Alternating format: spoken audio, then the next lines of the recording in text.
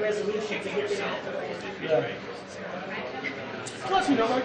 Yeah, how are you explaining the whole process, how they do the bonds, is exactly how they would have to do it in the South Shore. That's right.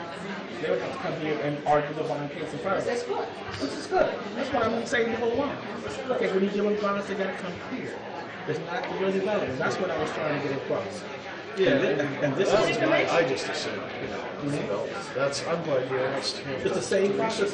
It's the same process. See, I didn't know, so I'm glad to know It's that. nothing. That's why I started asking the questions. It's the same process, and that's what the rest of the. No, that's good that you asked it. Then once the money goes there, then you go. On only days that the vet gather have their sales. How old, you say 9:30? I'm tripping. 10 o'clock. Did you got your coffee? Keep it moving. I don't plan to say a whole bunch. I'm not talking about I know. I know what we're talking about. I've already said mine. I said my piece. I'm tired. You know, I've said my Me and Bob and going at it all week. Me and this week. I don't think anybody else knows. What else is there left for me to say? I'm done. I mean, when it comes to this, you have your copy? No, I don't. Huh? You need a copy of this? That was a good process. Yeah, it was a great The question process. was raised. Yeah. You have your copy, and then if you explain your part, explain whether I'll say a word. You see, if you go first, and then I'll elaborate after you, and then we close. If I miss something or whatever, you can clarify it. I'm my piece. Good. I think Oliver might have That's why when you sent the email with the other stuff, I'm telling you, I did, but I'm okay. We can pay it out of TIF dollars.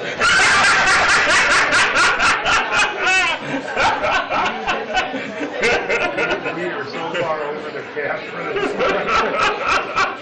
Well, next 2 months will be, Very true. Yeah, hey, all these, you're just gonna talk about that, but budget-wise, that's gonna be another time. Yes, another. Yeah, it's not Just so they know. Yeah, I'll put that. And if you want to hear me put it in, so it's not all right. tonight. It's all set up. That's why I want them out of here. You know what I'm saying? Because they want to stay. That's cool. Yeah, I get it. I just don't want their expectations to. That's my point. Yep.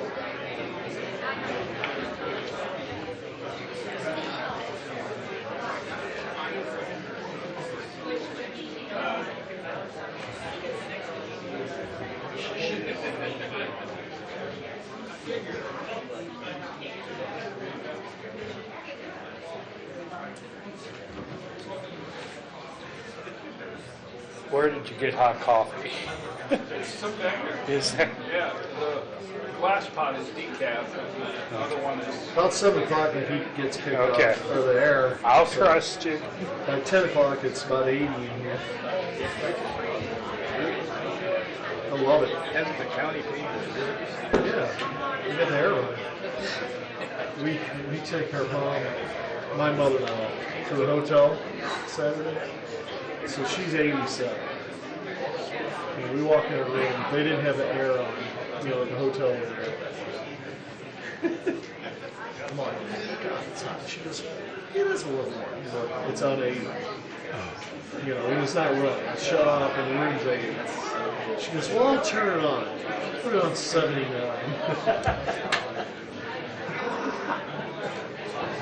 Like, all right, I'm going to the bar. Where were you? St. Louis. You got the St. Louis News. St. Louis gives you the news. Put your name up there so everybody knows who you are. I don't want someone to confuse me with you.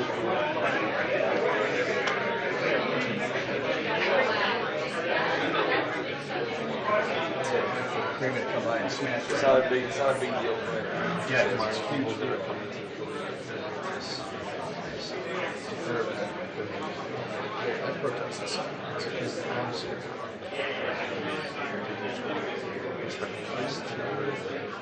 It's real easy here. Actually, we don't want to pay these guys subscription to Colt. Well, that's actually the guy gave us to the rest of the station before. Yeah. Is that what you're allowed to do? What is the difference? No, it's same practice because if you're representing your employer or business, He's doing it on behalf of his business. he's not an individual. No, chairman. She's what? She's not. She does unfortunately. She's accounting for it. Right, but her opinion and thoughts are.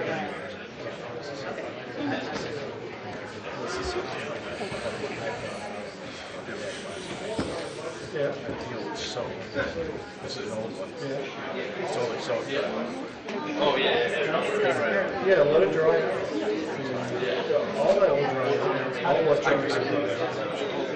I don't think this is associated with main water container. No, the UK room is the ports. Yeah, well, yeah, okay, right. That's We'll get into it.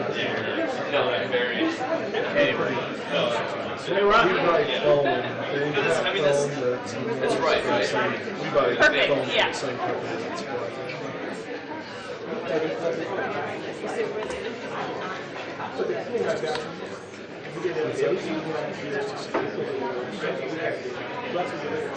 This was a waste of time.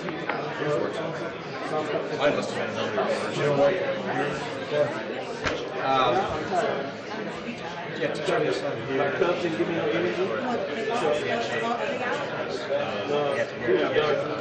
have to confirm the handshake. We don't know.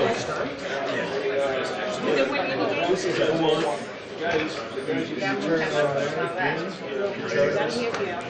I'll try to get a sample, but I have to work.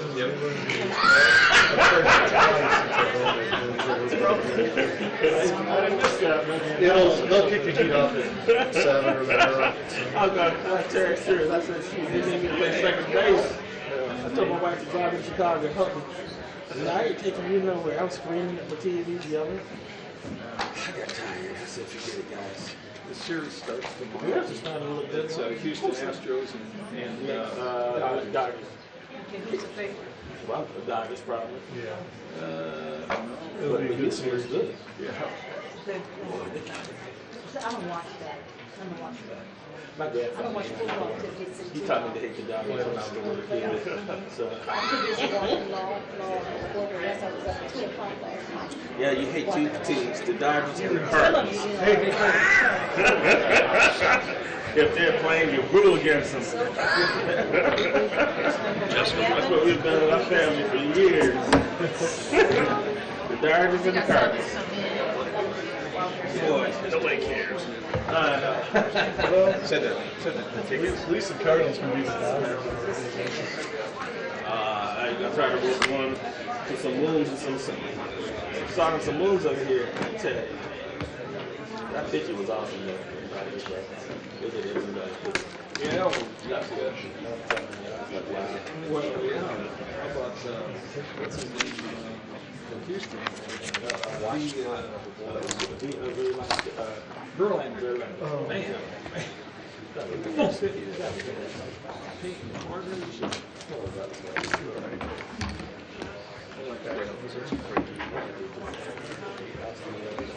It's hard to see, but still watch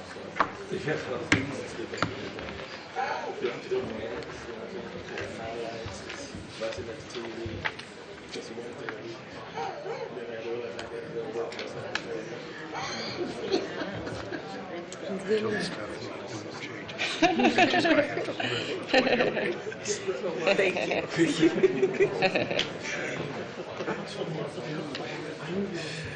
Next up, we're just going to put C contract. Good.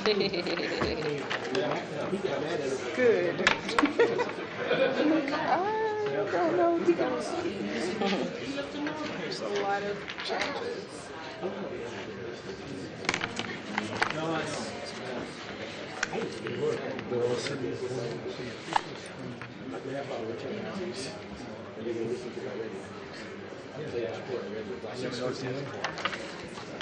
It should be the same as this week. Should be pretty well synced, shouldn't it? That's a county clerk, by the way.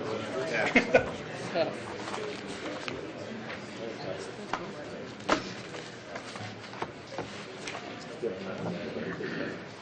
Must have an Apple clock.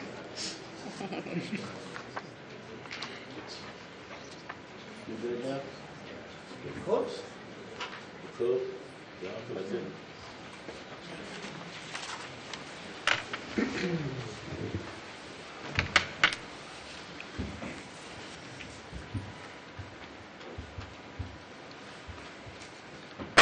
Good evening. The Monday, October 23rd, 2017 Common Council meeting is now in session. Our invocation is by Deborah Dwyer from the Benai Faith. Thank you for coming.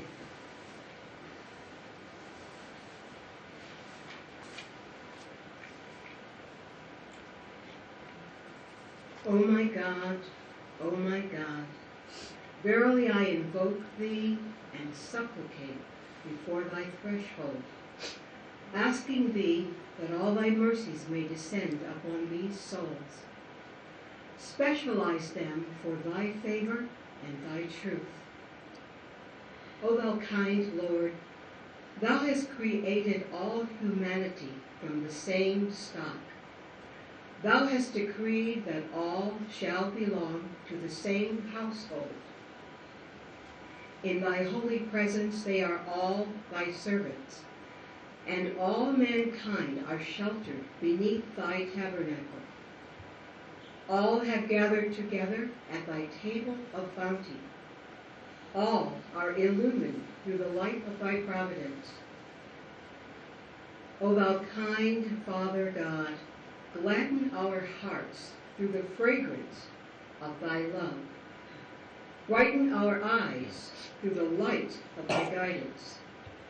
Delight our ears with the melody of thy word, and shelter us all in the stronghold of thy providence.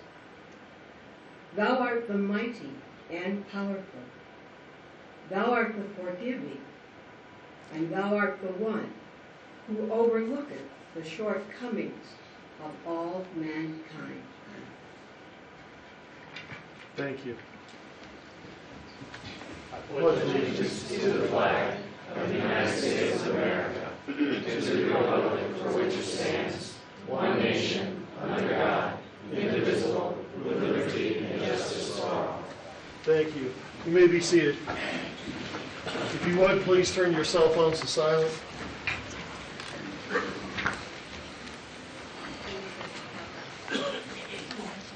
Ms. Fowler, roll call.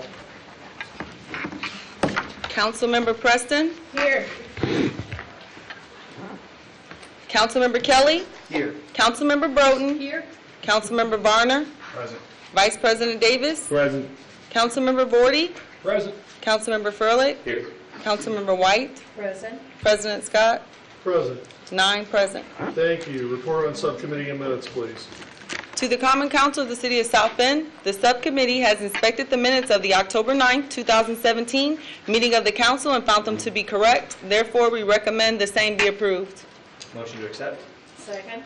All in favor? Aye. All opposed? Thank you. Next, special business, Ms. Fowler. Special business. Accelerate Indiana Municipalities AIM 2017 Municipal Innovation Award for Smart Streets Initiative. City Clerk Karima Fowler.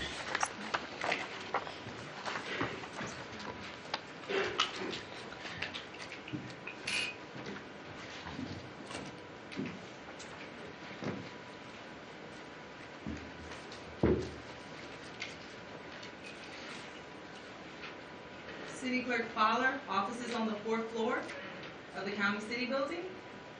I am honored to stand here today and present the award for the Municipal Innovation Award to our mayor and council. And we have a quick video we'd like to show.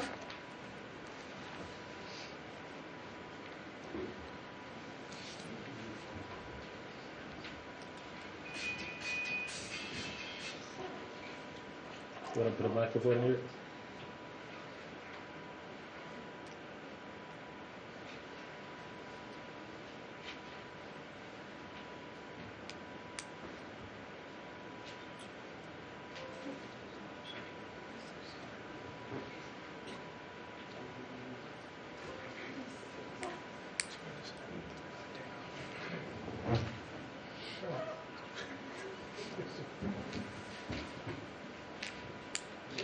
Maybe we can just put the microphone near it.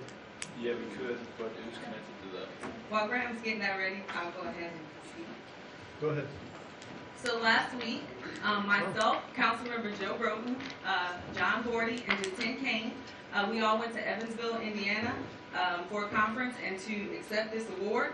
This award highlights programs and projects that have been implemented and demonstrates new approaches for solving municipal challenges. There was a 7-member panel of independent judges that actually voted on this, and this is for municipalities that have over a population of 60,000.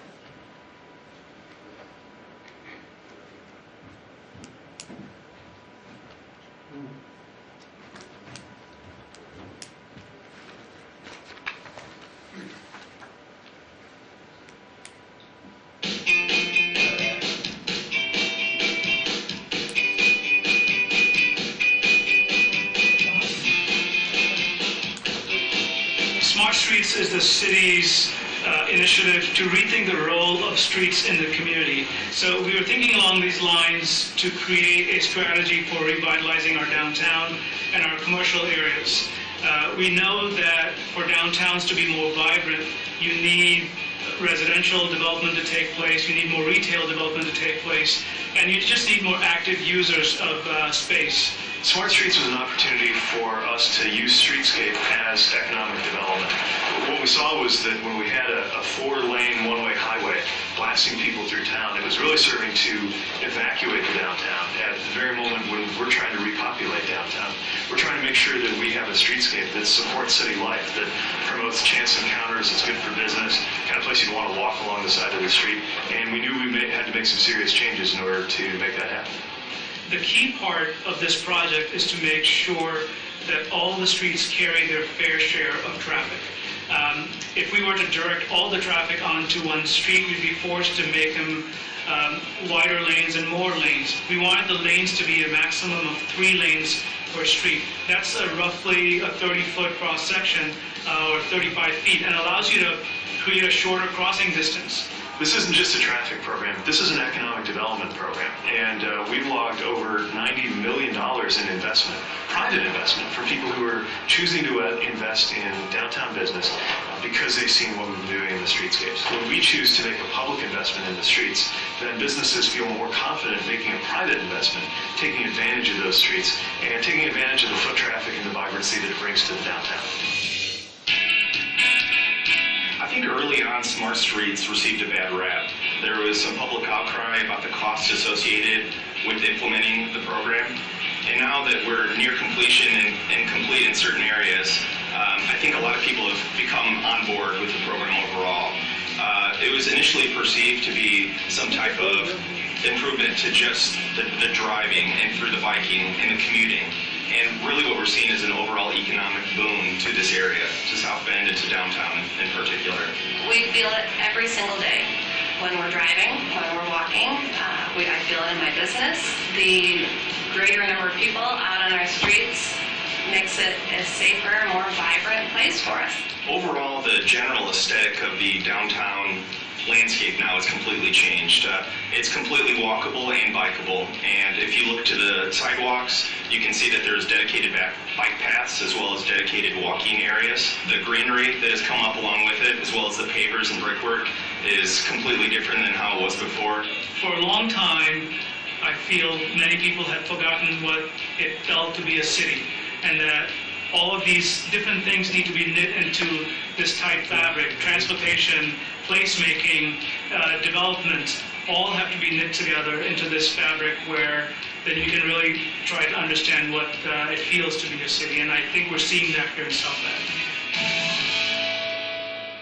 Bend. Excellent, thank you. Thank you all. I am proud and honored to present this to our mayor, and I'm going to have him come up and our council as well. I'm sure he has people he'd like to acknowledge or thank. Yep.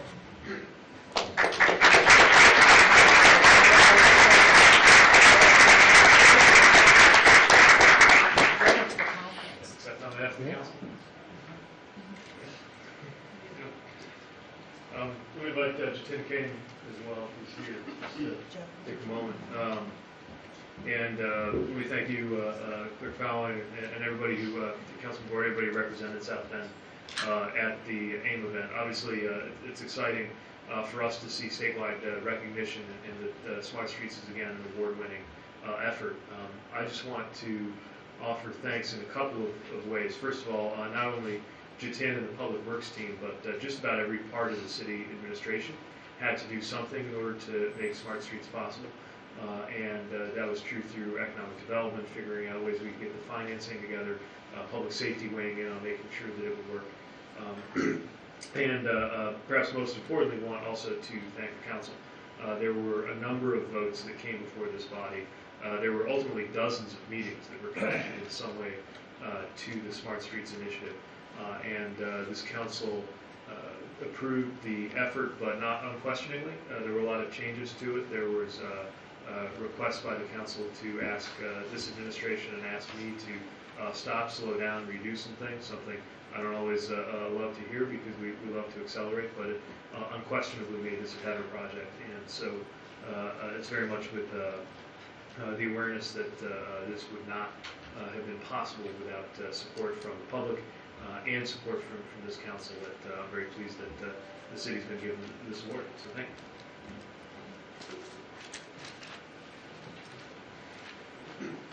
The mayor just kind of hit on, the council's role in this. This is a nice award. For those who don't know, we banter AIM around quite a bit when you're working in the government. It's Accelerate Indiana Municipalities. It was part of the old IACT, which was Indiana Association of Towns and Cities and Towns. And I remember that vote. I remember the council. That was down to the last few of us here, remember that. It was down to the last minute on this. We did hear at the time a lot from the business community. A lot of business community members came out, spoke to us, lobbied us. It is one good thing in that video that really, to me, stands out is it is an economic development tool. And I think we need to look at that and remember that. So thanks for everybody going down, and thanks, AIM, for giving us that award. Thank you all.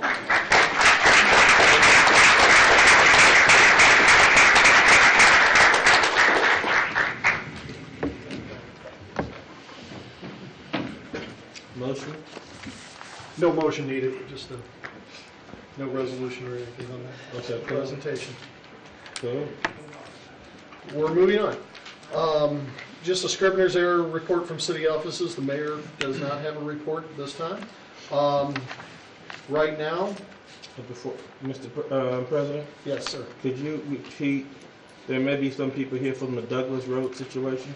Oh, yes, sir. Thank you. And so, there are 3 bills continued. Thank you for reminding me, Vice President Davis.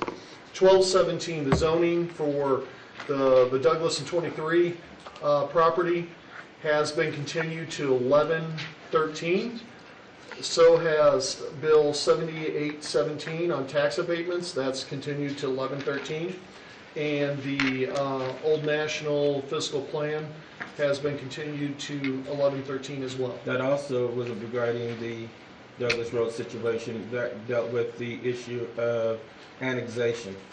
Correct. Bringing that in. So both of those bills dealt with that situation. So those who are here for that can relax for a few more weeks. Yeah, those were at the request of the petitioner that those be continued. That is correct, sir.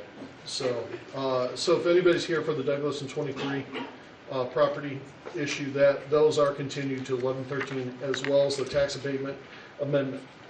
So, I'd like great, to make thank you. Motion to suspend the rules to hear resolutions before ordinances. Second. Suspend the rules for the agenda change to move resolutions ahead of ordinances. Second. All in favor? Aye. All opposed?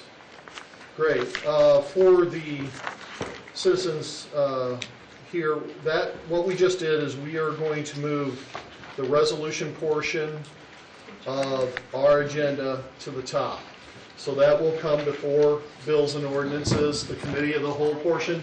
So resolutions, that is on page 5 of your agenda. It is item 9. It is moved to the top. The reason we're doing this is the bonds that come before us. We have some very high-paid lawyers that tax dollars are going towards, and we want to shorten that up. So, okay. Resolutions. Ms. Fowler, would you please give reading to 1749? 1749, a resolution of the Common Council of the City of South Bend, Indiana, approving the petition of the Area Board of Zoning Appeals for property located at 4321 South Michigan Street. Thank you. Is there a committee report? Yes, this zoning. Yes, sir. Zoning annexation met this afternoon, and we bring this to you with a favorable report. Thank you. Presenter. Excuse me. Ioka Pake, Zoning and Business Services Administrator with the Building Department at 125 Lafayette, Suite 100. The special exception petition for a tattoo parlor in a community business district comes to you with a favorable recommendation from the Area Board of Zoning Appeals. The ABZA also approved a variance from the required 16 parking spaces to 9. One person spoke in remonstrance of the application regarding sign content for the business, which is not legally enforceable. And if you have any questions, I'll be happy to answer them. The petitioners are here. When you say it's, sorry. Any question? Vice President, do you have a question? Yes. When you say it's not legally enforceable, could you please elaborate on that for a second? The person who spoke in remonstrance was asking to keep the content of the sign, so not have certain symbols in the signs, not have certain words in the signs, and that is content restricting, and we're not legally able to tell people what they can or cannot say on their signs. And that could not be made a part of the approval for the variances or the special exception. I appreciate that understanding. Thank you. Any other council members, any questions right now of the petitioner? No, would the presenters please come up, or the petitioners please come up. Please state your name and address, and just a brief statement of what you want to do with the property and why the zoning. My name is Rodney Ackenberger. I'm the owner of Wicked Ways Tattoo in Lakeville, Indiana for the past 12 years. And your address, please. 217 South Michigan Street. Okay, thank you. I'm looking to move into 4321 South Michigan Street to have a bigger shop. I've outgrown my business. And so, yeah, I'm going through the zoning stuff now. This is all kind of new to me. I didn't have to do this to like this. So thanks. Welcome, South Bend. Okay, thank you. Any questions from council to the petitioner? Seeing none, thank you, sir. Yes, please. Would anyone from the public wishing to speak in favor of 1749 please come to the podium? Seeing none, anyone wishing to speak against 1749 please come to the podium. Turn it back to council. The public portion is closed. Motion to adopt? Second. Ms. Fowler, roll call. Councilmember Preston? Aye. Councilmember Kelly? Aye. Councilmember Broughton? Aye. Councilmember Varner? Aye. Vice President Davis? Aye. Councilmember Vorty? Aye. Councilmember Furlitt? Aye. Councilmember White? Aye. President Scott? Aye. 9 ayes. Thank you. Thank Have a you. good night. Good night. Thank you. See, this crowd, they never see this portion. It usually happens around 11 o'clock at night. So you guys are getting an education in democracy. Ms. Fowler, 1750, please. 1750, a resolution of the Common Council of the City of South Bend, Indiana, approving a petition of the Area Board of Zoning Appeals for property located at 315 North Main Street. Is there a committee Yes, report? Zoning Annexation Committee met, bring this to you with another favorable recommendation. Thank you, sir. You're welcome. Presenter, name and address. Ioka Pake, Zoning and Business Services Administrator with the Building Department at 125 Lafayette, Suite 100. The special exception petition for a group residence in the Central Business District comes to you with a favorable recommendation from the Area Board of Zoning Appeals. No one spoke in remonstrance of the application. If you have any questions, I can address them. The petitioners are also here. Any questions at this time from council? No. Would the petitioners come forward and give a brief statement? Good evening, ladies and gentlemen. I'm Brian McMorrow of Abbott Marsh Consultants, 750 Lincoln Way East here in South Bend. Also with me is Richard Fox, the Executive Director of Upper Room Recovery Community, Inc. The petitioner has operated a facility next door at the church, 335 North Main Street, for about 25 years. providing transitional housing for men recovering from alcohol and drug addiction. The subject property is right next door at 315 North Main Street. It's our client's desire to purchase that property and renovate it for a women's facility for housing. Thank you. Any questions from council at this point? Okay, we'll hold comments when we come back to council portion. Anyone from the public wishing to speak in favor, please come to the podium for 1750.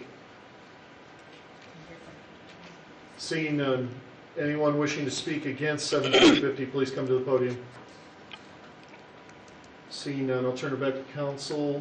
Vice President Davis. I just want to thank you. We are in need of more services like this, and especially when it comes to our women issues. You've worked well with the men, and as a licensed therapist and social worker here, I want to thank you because I've had so many people who are in need of your services. So I'm going to definitely encourage, and I'm going to be voting for this because this is something our community needs. Thank you, sir. I too also would like to state I toured the facility with Mr. Fox. I'm in full support of this. The work they've been doing in the 1st District on this is amazing. They quietly go about their business. They have some amazing residents that are hardworking people getting back on track, and it's good things, and we hope the best for you in the future. Hey, Mr. Kelly, you had the thing. Mr. Ray Kelly. I'd like to concur and move for adoption. Second. Ms. Fowler. Councilmember Kelly. Aye. Councilmember Broughton. Aye. Councilmember Varner. Aye. Vice President Davis. Aye. Councilmember Vorty. Aye. Councilmember Furlitt. Aye. Councilmember White. Aye. Councilmember Preston. Aye. President Scott. Aye. 9 ayes. Thank you. Thank you. Good luck. Congratulations. Ms. Fowler, 1761, please. 1761, a resolution confirming the adoption of a declaratory resolution designating certain areas within the city of South Bend, Indiana, commonly known as 325 South Walnut Street, South Bend, Indiana, 46601, as an economic revitalization area for purposes of a 5-year personal property tax abatement for Masterbuilt Incorporated. Thank you. Is there a presenter? Gavin. Nope, this is confirming. Nope, go ahead. Presenter. Oh, this presenter. Dan, you're up. Yes, sir. Just looking for confirmation of a tax abatement for a 60-year-old legacy business in South Bend to help them do some expansion. That's it. Cool. For any questions? Any questions? Is the petitioner here? Nope. Okay. On that, open up to the public. Anyone wishing to speak in favor of 1761, please come to the podium. Seeing none, anyone who's speaking against 1761, please come to the podium. Come back to council. Motion to adopt. Second. Ms. Fowler. Councilmember Broughton. Aye. Councilmember Varner. Aye. Vice President Davis. Aye. Councilmember Vorty. Aye. Councilmember Furlitt. Aye. Councilmember White. Aye. Councilmember Preston. Aye. Councilmember Kelly. Aye. President Scott. Aye. 9 ayes. Thank you. 1763, please. 1763, a resolution confirming the adoption of a declaratory resolution designating certain areas within the city of South Bend, Indiana, commonly known as 3333 North Kenmore Street, South Bend, Indiana, 46628, as an economic revitalization area for purposes of a 7-year real property tax abatement for Tripac, Inc. Thank you. Presenter. Again, this is a tax abatement for a new entrant into South Bend. Name and address, please. Oh, I'm sorry, Dan Buckenmeyer, DCI, 14th floor of this building. Tripac is a new entrant to South Bend. This will aid them in funding the relocation of their business from Michigan. Thank you. Petitioner here? Yes. Nope. There he is, right there. Oh, there he is. Come on up. Come up, sir. Come on. You know this is a repeat from 2 weeks ago, but if you just briefly state what you're doing and name and address. Good evening, Vikram Shah. Address is 17336 M60, Vandalia, Michigan. We manufacture consumer products, pharmaceutical products, and we're looking forward to moving from Vandalia, Michigan to South Bend. which I understand is very vibrant in Laramie and a lot of incentives, and it'll be a good movement. We're looking for a good, bright future here. Thank you. Council, any questions? Yes. Yes, sir. Just for the record, could you state how many jobs you're bringing from Vandalia to South Bend? About 40 jobs. I appreciate that. Thank you. 40 jobs. Thank you. Thank you, sir. At this time, I'll open up to the public. Anyone wishing to speak in favor, please come to the podium. Seeing none, anyone wishing to speak against, please come to the podium. Steve Haslam, 4022 Kennedy Drive. Just some concerns about this. There was concerns about the height of it being near the airport. There's 2 yards close by. I think the landscaping should be imposed and not given a variance. And the drainage is of concern, and the curb cut-ins are very close to solvent storage tanks. We're talking about 333 Kenmore? Yes. Okay. That was in the packet, so those are some concerns that I think should be addressed. Thank you. Thank you. Anyone else wishing to speak against, please come to the podium. Seeing none, turn it back to council. It's time for rebuttal. Oh, I'm sorry. To address those concerns. First of all, that was on the rezoning, most of it. This is on the tax abatement. Okay, I apologize. So. What do you mean? So those in the, he doesn't have to respond? It's not relative, it's not relevant to the tax abatement. Okay. Motion to adopt. Second. Or Ms. Fowler, I'm sorry. Councilmember Varner? Aye. Vice President Davis? Aye. Councilmember Vorty? Aye. Councilmember Furlick? Aye. Councilmember White? Aye. Councilmember Preston? Aye. Councilmember Kelly? Aye. Councilmember Broden? Aye. President Scott? Aye. 9 ayes. Thank you. 1767. Thank you. You finished. No, we got one more. Got one more. 1767, a resolution confirming the adoption of a declaratory resolution designating certain areas within the city of South Bend, Indiana, commonly known as 3333 North Kenmore Street, South Bend, Indiana, 46628, as an economic revitalization area for a purpose of a 9-year personal property tax abatement for TriPac, Inc. 5-year. I'm sorry. 5-year personal property tax abatement. Name and address, please. Dan Buckenmeyer from Community Investment, 14 Florida's building. This is a tax abatement also for TriPac. The last one we discussed was for the real property, the building itself. This is for personal property, which refers to actual equipment. So it supports them in making a multi-million-dollar investment in the equipment that will reside within their walls. Thank you. Council, any questions? Nope. Petitioner, please state your name and address again, please. Vikram Shah, address 17336 M60, Vandalia, Michigan. We plan to transfer all the equipment and machinery from Michigan. Besides that, we plan to install additional production lines and additional pharmaceutical plants and clean rooms. And we plan to expand more into pharmaceutical areas. Well, thank you. Council, any questions? Thank you. Thank you. We'll open up the public. Anyone wishing to speak in favor of 1767, please come to the podium. Anyone wishing to speak against 1767, please come to the podium. Seeing none, we'll turn it back to council. Motion to adopt. Second.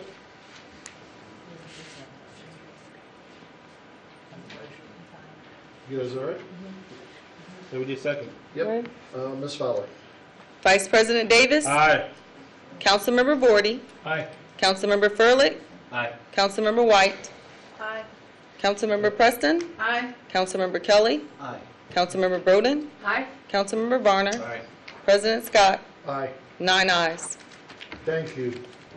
1769, please. 1769, a resolution superseding a confirmatory resolution and modifying a confirming of an adoption of the adoption of a declaratory resolution designating certain areas within the city of South Bend, Indiana, commonly known as 23464 Adams Road, South Bend, Indiana, 46628, as an economic revitalization area for purposes of a real property tax abatement for GLC SBDC 2 LLC.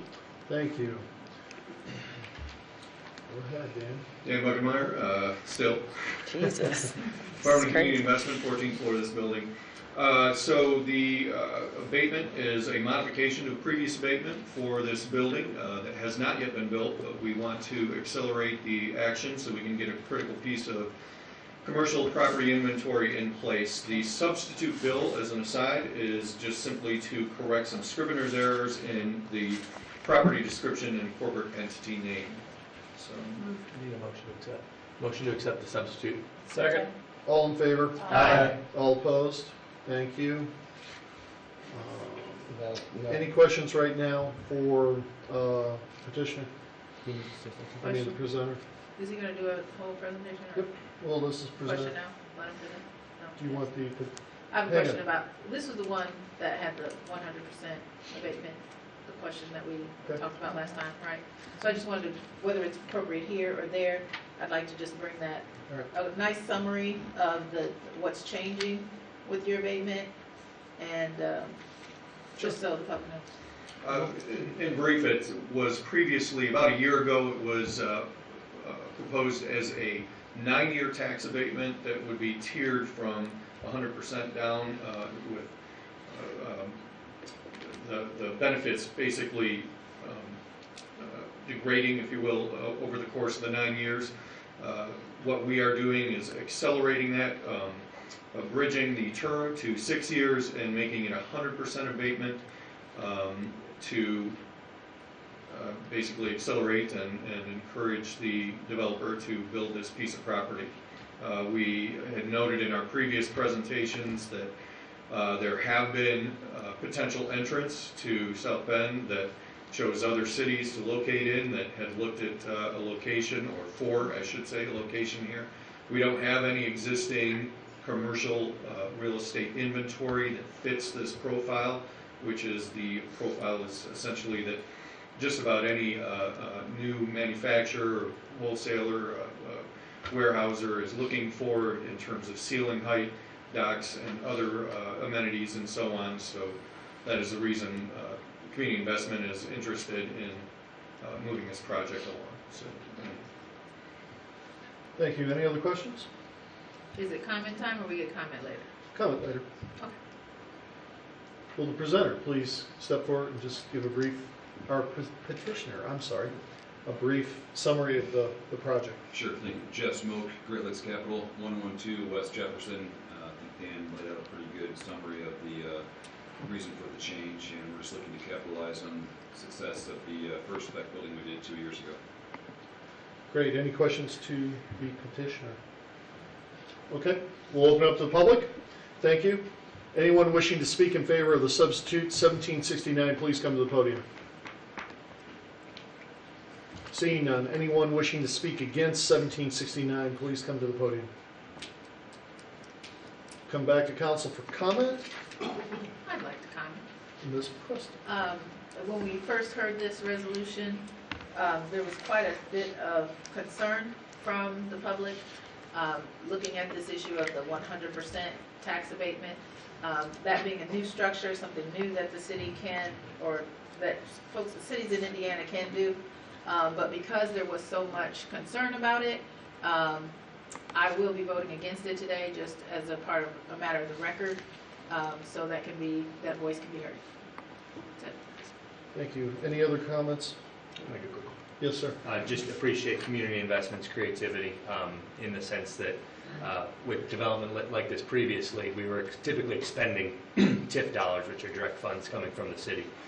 With new state law, we're able to use tax abatement a little more creatively, and we don't have to expend any TIF dollars, so there are no direct expenditures, which I think is fantastic. So thanks for the great work, community investment, and with that, I'll make a motion to adopt. Second. Ms. Fowler. Councilmember Vorty? Aye. Councilmember Furlick? Aye. Councilmember White? Aye. Councilmember Preston? Nay. Councilmember Kelly. Aye. Councilmember Broden. Aye. Councilmember Varner. Aye. Vice President Davis. Aye. President Scott. Aye. 8 ayes. Thank you. Entertain a motion to continue 1771 to 1113. So moved. Second. All in favor? Aye. All opposed? Thank you. 1772, please. 1772, a resolution of the Common Council of the City of South Bend, Indiana, approving and authorizing the issuance of bonds of the City of South Bend Redevelopment District and related matters. Thank you. Is there a committee report? Yes, the Personnel and Finance Committee held a committee meeting and public hearing on this bill, and we sent it to the council favorably. Thank you. Is there a presenter?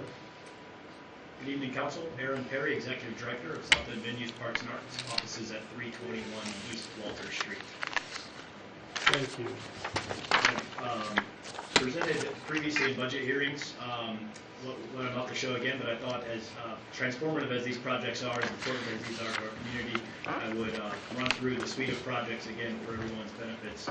I have never been in a council meeting after all these meetings where I've seen an audio-visual presentation, but you're going to get two in one meeting. So. South Bend has always been a city thriving on vision. Vision that transformed the bend of a river into a center for trade, that pushed to be a leader in heavy industry, that sought to operate as a 21st century city, that positioned itself as a hotbed for technology and innovation. With every generation comes an opportunity to have a significant impact in crafting the future of our city. And for well over a decade now, you've dreamed, aspired, planned, and envisioned what your South Bend Parks and Trails could be. We realize our greatest assets lie all around us. Natural resources brimming with the power to bind community together. We have an opportunity for the first time in several generations to make a significant investment in our natural green spaces. Well, the time is upon us. An opportunity to fundamentally transform our entire city, to access the shared spaces provided by every citizen, for every citizen, and further them into sources of unity, pride, and economic development. Developed by our community through thousands of pieces of feedback, hundreds of hours of public meetings, and dozens of resident engagement sessions, a project has arisen that will make a significant impact, well beyond downtown, in the many spaces where we teach, play, engage, and provide for one another. Because what matters to us is not buildings, but lives and the quality to which they are lived, connected, safe, active, and full of opportunity. This is My South Bend Parks and Trails. My South Bend Parks and Trails. My South Bend Parks and Trails. Mis Parques y Caminos de South Bend. My South Bend Parks and Trails.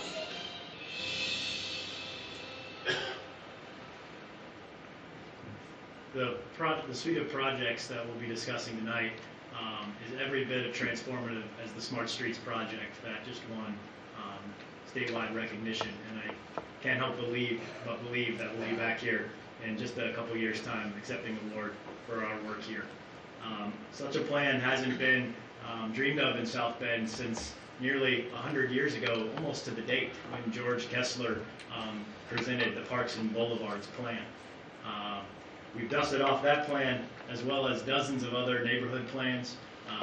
The City Plan 2025, which is just right around the corner. The 2014 Parks Master Plan, as well as hundreds of other community pieces of feedback and other planning documents, such as the Riverfront Parks and Trails conceptual framework that was just completed a couple months ago, a 10-month process, the City Cemetery Master Plan, the Coal Line Trail planning process. Also consulted with all kinds of industry standards and benchmarks. We're one of the only agencies in the country using geo-referenced amenity standards programs. Matter of fact, a PhD student in North Carolina just presented on South Bend's work using that, combined with the Trust for Public Lands Park Score. We're the only agency that I'm aware of that's done such a level of thought and detail that went into it. We also kind of tried to put in some benchmarks that we looked at in kind of six key indices. I know I've shared these with the council members, but we looked at how we can tackle issues in social equity, how we look at public safety, ecology, neighborhood improvements, economic impact, and recreation value and public safety. Again, we don't have enough time tonight to dive into all of these, but we've been trying to educate as many people as possible on the societal benefits beyond just, health and wellness, what parks mean to a community besides playgrounds, what it means for economic impact, community safety, and otherwise. I hope this was going to show up pretty well. In the past 2 years, the council was bold enough to support an initial parks bond, the first one in almost 40 years, a couple years ago. In the past 2 years, thanks to that work, we've been able to complete quite a few projects all over the city. Again, I won't read them to you tonight, but we're very proud of the work that's been happening. A lot of these things have been deferred maintenance projects, if we're honest. And that wasn't hidden when we first looked at it. It was kind of a neglected system. But we've, along the way, also been able to do quite a few neat things as well, such as new playgrounds at Kennedy and splash pad and basketball at Fremont and otherwise. There's currently several projects we've got in progress right now. We just announced a new dog park coming out at Rum Village. We just broke ground at Howard Park. Quite a few projects underway. You see Walker Field noted there, and some of the work down on the south side at Rum Village that continues. Again, I won't go over those things in detail, but we have made all of this information available over the past 5 months at mysdparksandtrails.com. Some of the projects, the Charles Black Center renovation and expansion that we're really proud of as well. And then we have this suite of projects that are currently planned and proposed, heavily along the riverfront as a result of MySP, or the Riverfront Parks and Trails conceptual framework, but peppered through just about every neighborhood, including neighborhoods that haven't historically been serviced by the park system. And again, I'll spell those out, but Howard Park, lots of riverfront trail upgrades, Sites Park, Leaper Park, Pinhook. That's our kind of riverfront parks and trails conceptual framework. But then we go out into the neighborhoods and look at Pulaski Park on the south side, the O'Brien Center. Just about every park that has a pavilion is in need of upgrades in just about in some way, shape, or form. All of our restrooms, we have 22 restrooms throughout the park system. None of them are ADA compliant. We'll be making those all compliant and upgrading those as well. The Coal Line Trail, some work in the golf round at Erskine and Millville. City Cemetery, some additional security efforts, and we have some real storage needs, as well as, again, I mentioned those new park build-outs and acquisitions to help service areas that are underserved. Some of these things are very exciting. I would like to say that I'm excited about all of them, but some of these are just needed. You look at a place like Pulaski Park, just such an important part to that neighborhood, but it looks tired, and we got some work to do out there. You look at our restrooms I mentioned. These are things that aren't real exciting investments, but they're just needed for our community. There's real safety issues and issues out, of course, in the city cemetery that we'll be investing in. Some of the parks. I mentioned the public access, the Trust for Public Land partnership that we had. We're certainly the smallest city to undertake this type of study, but we're one of the only ones that have combined it with the GRASP, the Geo-Reference Standards program I mentioned. We took a map of the entire city, overlaid where our parks are and where density of people live, including it's heavily weighted on people that are considered low income and diverse populations, and even weighted further with where children live. And we were able to identify there are actually 4 key areas that we want to target for investments with additional parks, either acquisitions or build-outs or partnerships. So that's contemplated in the entire MySB Parks and Trails initiative. This is my favorite map to look at. Tonight you're going to hear about 2 different bond issues that really make this entire transformative piece of work possible. I mentioned the website. You've heard us talk, and you've heard the mayor kind of explain the funding mechanisms.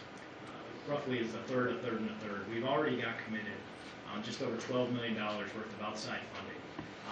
These are partnerships with University of Notre Dame and Tokay and the Potawatomi Indian. These are state grants like regional cities and federal grants like the Rails to Trails program and otherwise. And so we've already got that committed. We seek to leverage those funds with the 2 bonds that you'll hear tonight. One would be a redevelopment bond from the River West TIF. and one would be the Parks Bond, a new Parks Bond. And I should note that that redevelopment also includes some future cash. So when you see that number a little bit higher than we're asking for the bond, because we intend to use some cash there. Another way to look at it is the total investment amount there, what we've already got committed, the two pending bonds this evening, the prior park bond, what we're committing from our operational capital over the next 5 years, and then you're seeking almost nearly $50 million worth of investments in these spaces that haven't seen much investment through the past several decades. So I take the time to share that information as it applies to 1772 and 1773. I know you'll be hearing them separately, but to move into some of the pragmatics of 1772 that you have in front of you is the redevelopment bond. This would be a River West TIF bond, which was unanimously approved at the Redevelopment Commission and heard publicly twice. We do have bond counsel representatives from Barnes & Thornburg and UMBAH here to speak on the specifics of that bond financing mechanism. Thank you. Or Randy at that point. Anyone else for your presentation? Aaron, this time? Not besides Randy. Yes. Okay. You want to do questions now, or? Just a brief introduction, if you would, Randy, and we'll get into the questions. Sure. Randy Ropola with Barnes & Thornburg with offices at 100 Brook, Michigan. The resolution before you is the concluding action. When I say the Redevelopment Commission has previously held public hearings and adopted resolutions determining to issue redevelopment district bonds. As Aaron mentioned, the intent is that these bonds be payable from TIF from the River West. We also would anticipate having a tax backup in place to provide additional security, which will allow the bonds to be sold at an interest rate premised upon the city's rating, which is obtainable if the bonds have the tax backup in place. And the bonds, I would mention as well that we're anticipating these bonds would be issued in the spring of 2018. This money is not needed currently, but we undertook the approval process in line with the park bond, the series of park bonds, which are the next resolution, which those, if you approve, would be issued before the end of the year. But we did want to get the approval process for this in line with that.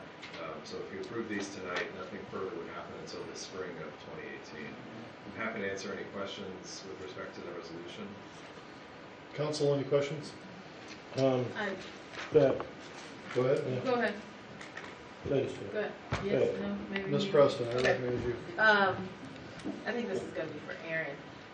I wanted to call our attention, council members received an email from a citizen this afternoon, and I just want to take the time to make the point that we have an amazingly engaged citizenship this year, largely in part to Councilwoman White's, I believe, her focus on increasing engagement. And this is just one example. With regards to this park bonds and things, there was someone that thought it was really important to share out. Although I think that you addressed some of the points that he put into this email even tonight. But I just wanted to underscore it because I think that they were very good points, and I wanted to make sure that those places that we have, or you have, the city administration has addressed, I want everybody to understand that, to underscore that, and then there might be some places where we can do a little bit better. So I'll just read a couple of things. Ms. Preston? Yes. Is this a comment or a Oh, question? this would be a question, because I think he needs to, well, you tell me. I I don't want know him what to you're gonna say. respond Okay. to the questions that this gentleman put forth. And are you going to read all the questions? No, Okay. promise. Go ahead. It'll be quick. Okay, so he points out that according to the most recent Equal Opportunity Commission data in 2015, 48 of the employees in South Bend, city of South Bend, earning over $43,000 a year in these two specific departments, community investment and parks. Only 4 were identified as African American or Hispanic. That may have changed, increased, or decreased. But I think he makes a really good point that having a process exclusive of African American and Hispanic leadership in selecting and developing proposals without explicit utilization of best practices in parks administration nationally has led to deeply inequitable results. One of the things that he said with regards to looking at the proposal here and like census block groups, He said, census block groups with parks receiving the lion's share of these proposed improvements have a far higher Caucasian representation than the city average. He says it's also clear that some of the parks with little or no proposed funding and some West Side neighborhoods with no nearby parks at all have significantly higher African American or Hispanic representation than the city average. He notes that this disparity is deeply disappointing and unjust. That's the first thing that I want you to address, because I think that there are some things, you've mentioned even in your proposal about what's happening now with what's here versus what we did in the past and what you have planned for the future. Thank you. I would love to even correspond with the resident directly. That hasn't been brought to my attention previously. In terms of diversity in the department, we're proud to have a very diverse department, and like all of the city organizations, city departments, we're continuing to try and move the needle there to ensure that our employee base looks exactly like the community. So we're proud to have a diverse department. And so far as the planning process, that has been happening literally over a decade, starting with the City Plan 2020, neighborhood plans that we've been able to get our hands on, and then of course the 2014 Parks Master Plan, which won state recognition for its involvement through City Voice. It won a state award at the Indiana Parks and Recreation Association for its inclusive nature. So every single thing that showed up on the 2014 Master Plan is represented in the MySB Parks and Trails, based on statistically valid surveys and otherwise. But as you can see, even judging with the spreadsheet that we showed to the council earlier today, that's taken from the website information. We ranked on that Harvey-Ball system. Equity was extremely important. Not only racial equity, geographic equity, looking at areas that have been historically underserved, or looking at populations that have been underserved. So when we talk about things like making all of our restrooms ADA compliant, or looking at our trail systems to become universally accessible, those are also important things in that realm. So I think we've got work to do, but I think this plan addresses this pretty head on. And so, just to add to that, I think that there have been improvements. I didn't see it on this proposal, but at Kennedy Park and Fremont Park, and more than what was listed here, right, for Charles Black. Yeah, thank you for bringing that up, and I should have jumped right on that as well. The largest project we've done to date that we see actually coming out of the ground is the Charles Black Center. Fremont Park was a wildly inclusive neighborhood program that we worked closely with the neighborhood to develop what's happening there. They've got the largest splash pad in the city at Fremont Park. Kennedy Park saw our first kind of adventure playground go up, and a new basketball court, and there's more to happen there yet. So when we look at different areas of town, certainly that's important to us. I think if you look at the suite of projects that are yet proposed, perhaps the spreadsheet that I gave out, and you add them up, you're going to be looking at more than half of the projects happening outside of the downtown area. So we're proud that this is a geographically diverse investment as well. So I just wanted to thank you. I wanted to make sure that that was brought and put onto record, because I think there has been, I can see an effort, and I just want to thank you for that effort. One last thing, he also mentions he would like to see a goal that all residents of our city should be within a half-mile walk of a park. You want to address that? Yeah, so that's the 10-minute walk there that we looked at with the Trust for Public Land. So that's important to us too. And I believe the mayor is actually signing on to the 10-minute walk campaign. I don't want to speak for him, but I believe that's important to the mayor as well. So, and I echo the appreciation back to you. Thanks for engaging in the whole process. I'm going to do a follow-up to Aaron's question, and then I know Vice President Davis has questions. Aaron, how long have you been at this position? Almost 2 years now. I know it's not just you. I know it's your staff and everything, but there is a refocus. And there's no disrespect to anybody that's been there in the past or in the present, but as that director, there is a focus, and you lead, kind of that agenda. And that's pretty good. Can you go back a couple slides just real quick? This is just a follow-up to Ms. Preston's question. Stop right there. Go forward one. Right there. I'm sorry, I'm selfish. I'm looking to see what's on the west side in this, and I have been, and I love that slide that shows there's a good. This is a start, honestly. You know, when we did the first park bond, it was truly, we got to fix what's broken, and now this is where we can move forward with making improvements for our city. And I don't know if you were counting, but I certainly was counting. Even if I take out, you know, or give half to what's along the river, to the west side for the first, second, sixth districts, over on that side, some of the fifth. That's pretty impressive, and I know it's a start. So I agree with a lot that was in there, that things need to be addressed, but I think this is a good start to address it. My question, that was my question, was how long you been there?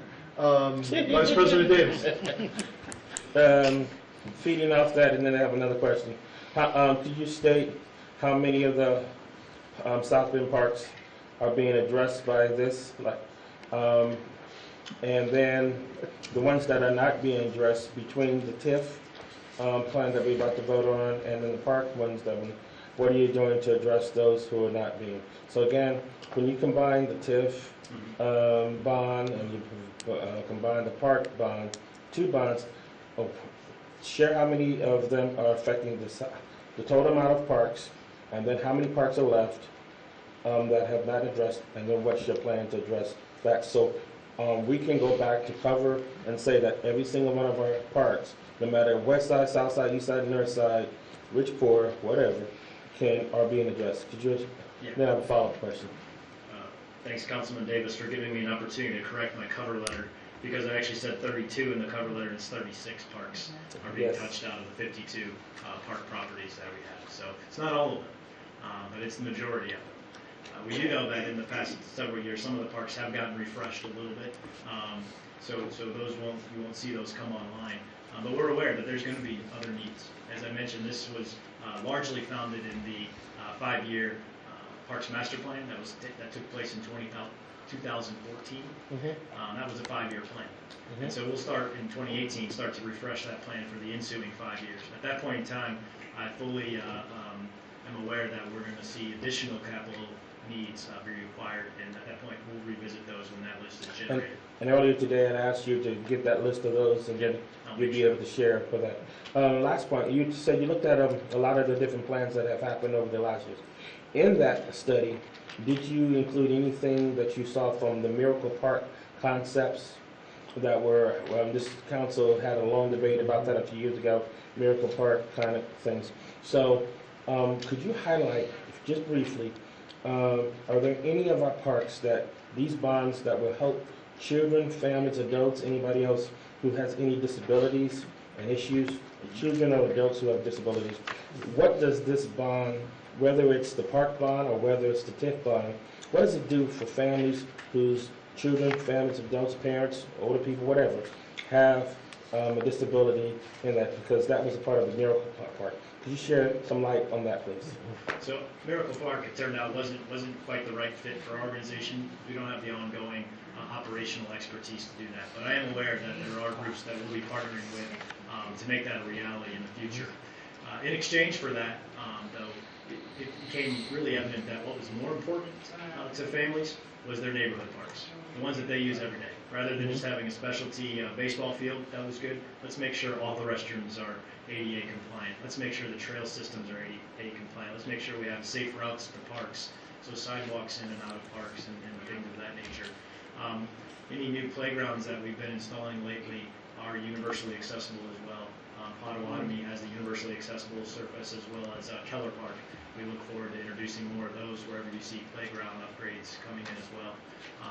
Mother-child swings, wheelchair swings, some of those things you'll see come online as more recognizable even in the neighborhood parks, not just the marquee parks. So therefore, as you move forward with the park bond and with the TIF bond, you are incorporating ideas and concepts from the Miracle Park to address and to help benefit and promote families who have disabilities, whether they're leg, arm, whatever the situation is, you are including that in your plan.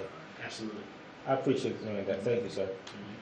Any other questions from council? Thank you. At this time, we'll open up to the public. Anyone wishing to speak in favor of 1772, please come to the podium. Thank you. City Council, 4022 Kennedy Drive. I wanted to give a special thank you from Michiana Disability for working on those 88 restrooms. Thank you very much. And for the playgrounds being universal. That's really important. And so on behalf of them, I want to say thank you for that.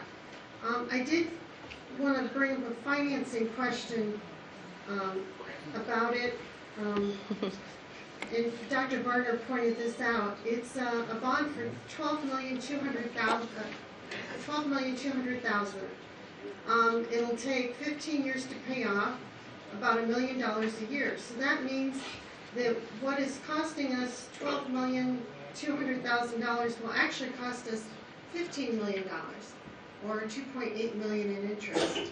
So I'm wondering if, and I'm thinking, well, that $2.8 million could have gone to those parks that Councilman Davis was talking about that were underserved.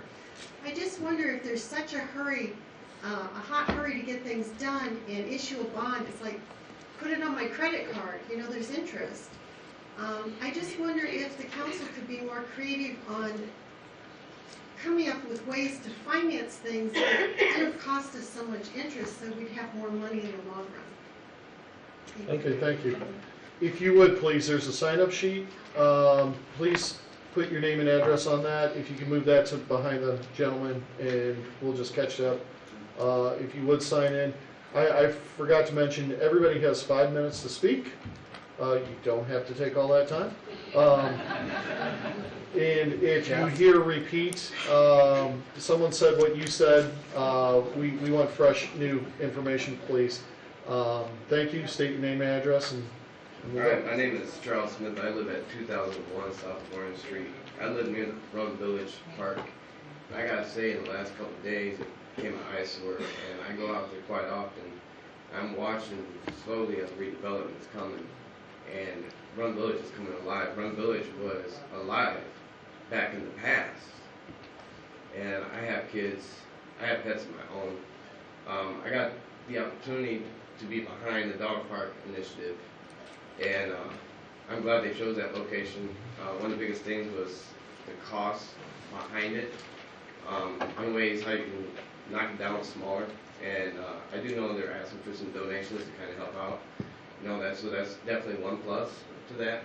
But I definitely encourage and support changing the parks all throughout South Bend, especially because I have kids, and I want to be able to take them somewhere else besides have to take them to Mishawaka, because I just don't care for the playground around here. So, thank you. thank you. Next name and address, please. Kathy Klimek, 929 West Colfax, South Bend. I'm speaking as a resident of South Bend, but also as an educator in the South Bend Community School Corporation. I'm thrilled to see the progress that has been made in the Parks Department. The program that I oversee is the intern program. We job shadow with the Parks Department. Aaron embraced it from the beginning, and we have been just overjoyed to be a part of what is going on with our Parks Department. Living on the west side, I get to see some of the changes that have gone on and the improvements, and I think with the improvements that we're going to see at our Parks Department, specifically addressing those with disabilities, it's crucial. I love the idea of the park out on the west side, but I think it's imperative that our students feel a part of, inclusive in their neighborhood. So if we can create these parks that address mobility issues, that address our cognitive issues, that address all of our students at various ability levels, I think that's going to just bring that neighborhood feel back to South Bend, back to those areas where maybe it's been lost, where maybe kids didn't feel a part of what was going on in South Bend. So between the development, the growth that's going to happen, and our partnership in our job training program, the kids now begin to feel a part of what's going on in South Bend. Thank you. Next, name and address, please. Good evening, Robin Vita. I'm the Director of Health Education with the St. Joseph County Health Department. Office is on the 8th and 9th floor here in the County City Building. I'm speaking in favor of this development. We know less than half of our county residents meet physical activity requirements or recommendations. We know people that live closer to parks and have park development throughout a geographical location have 3 times the likelihood that they will be more physically active, which ultimately leads to better overall well-being. This investment is a long-term investment in public health and ultimately the health of our county. Thank you. Thank you. Next, name and address. Mara Turnfrow, 913 Wayne Street. I am very excited about this proposal. I moved into the city limits about 16 months ago near Howard Park, and I don't have children, and I don't use a lot of the facilities, but just being able to walk down and have a place to hang out. As a high extrovert, I'm very excited about the community center that they're proposing, and of course the ribbon for ice skating. But as someone who's in health and well-being professionally, just echoing what Robin said in terms of the well-being, I also looked at the plan, the 10-minute walk plan, and noticed that the keywords for me were high-quality parks within 10 minutes, not just a park, but high quality. So I went out this weekend. I didn't know Aaron was going to highlight, but I went out this weekend to Pulaski Park, someplace I had not yet been, and was really just disappointed to see. Obviously, BPA has done the best they can, but just to see, all the needs that were there. The kids are using a porta potty, which my germaphobe self was really kind of grossed out. So I'm excited that they're going to get new signage. I couldn't find it. I don't know if anyone else has tried to, but GPS took quite a while to get me there. And hoping that this really will just level the playing field so that not only are we 10-minute walking or line biking, we are getting the high quality that we deserve for not just kids, but also all of our residents, and just improving the well-being. Thank you. Thanks. Next, name and address. Willow Wetherall, 817 Harrison Ave, South Bend 46616. When my ex-husband and I bought our first house in, he was my husband at the time. When we bought our first house in 2006, I had just graduated from a master's program at Notre Dame and initially had no intention of actually planting roots in South Bend. And when we bought that first house, it's when I fully started to realize the beauty of being a South Bend resident. And that house cost us just under $150,000, but we would often refer to it as our $1 million home. And the reason was it was in the Sunnymead River Park area, and we could literally fall out our door and access the public municipal pool, the playgrounds at Potawatomi Park, the zoo, the greenhouses. My kids spent countless hours at Kids Kingdom. All of those fantastic amenities were literally just footsteps away. And since when my children got a little bit older, we started exploring more on our bikes along the Riverwalk, attending musical events at Sites Park, ice skating at Howard Park, and some of the most positive memories of their childhood were formed in these parks. And we've attended and hosted countless birthday parties as well, so they've been a very, very important part of our family's life. We're also a family that will travel to experience great parks.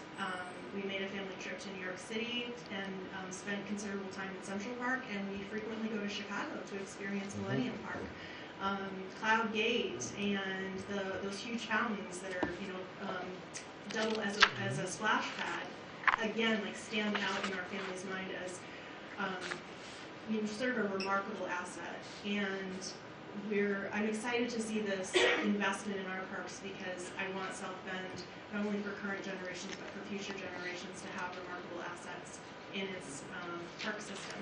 So again, I'm supporting this project. I'm excited for what's to come and for our family to continue to enjoy the evolution and improvement that we'll see in the park system. Thank you. Next, name and address. John Roush, 21260 Wayneberry Trail, South Bend. My wife and I bring our dog and walk the trails along the river at least a couple times a week when the weather is nice enough and everything. But I bike the trails frequently throughout the year. The new plan should make this more enjoyable for everyone and safer with the widening of the paths. Parks and Trails already help with businesses. I'm looking forward to the increase in business and enjoyment we should all see from this new plans. My family has taken advantage of the ice rink in the past at Howard Park many times over the years, and I'm happy to say that my children, their friends, and my grandchildren have all been able to enjoy the facility. Again, the new plans look great, really impressive. I have received feedback from family and friends, and they're all looking forward to the new complex at Howard Park.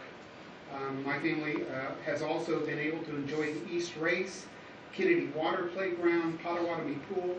My grandchildren love Kennedy Water Playground. They're 6 and 3 years old.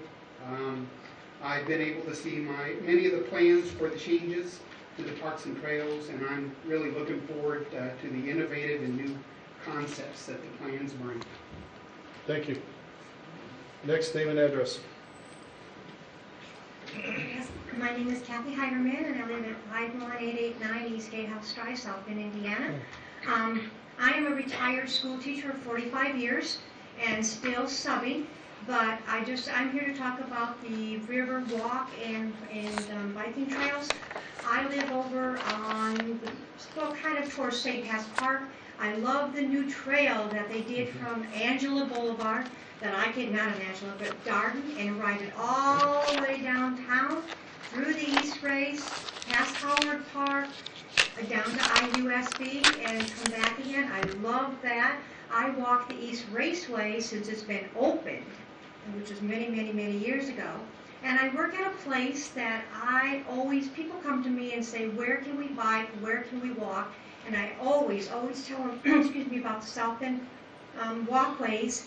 Downtown, it's just beautiful to walk down there. It's nice and peaceful and a lot to see.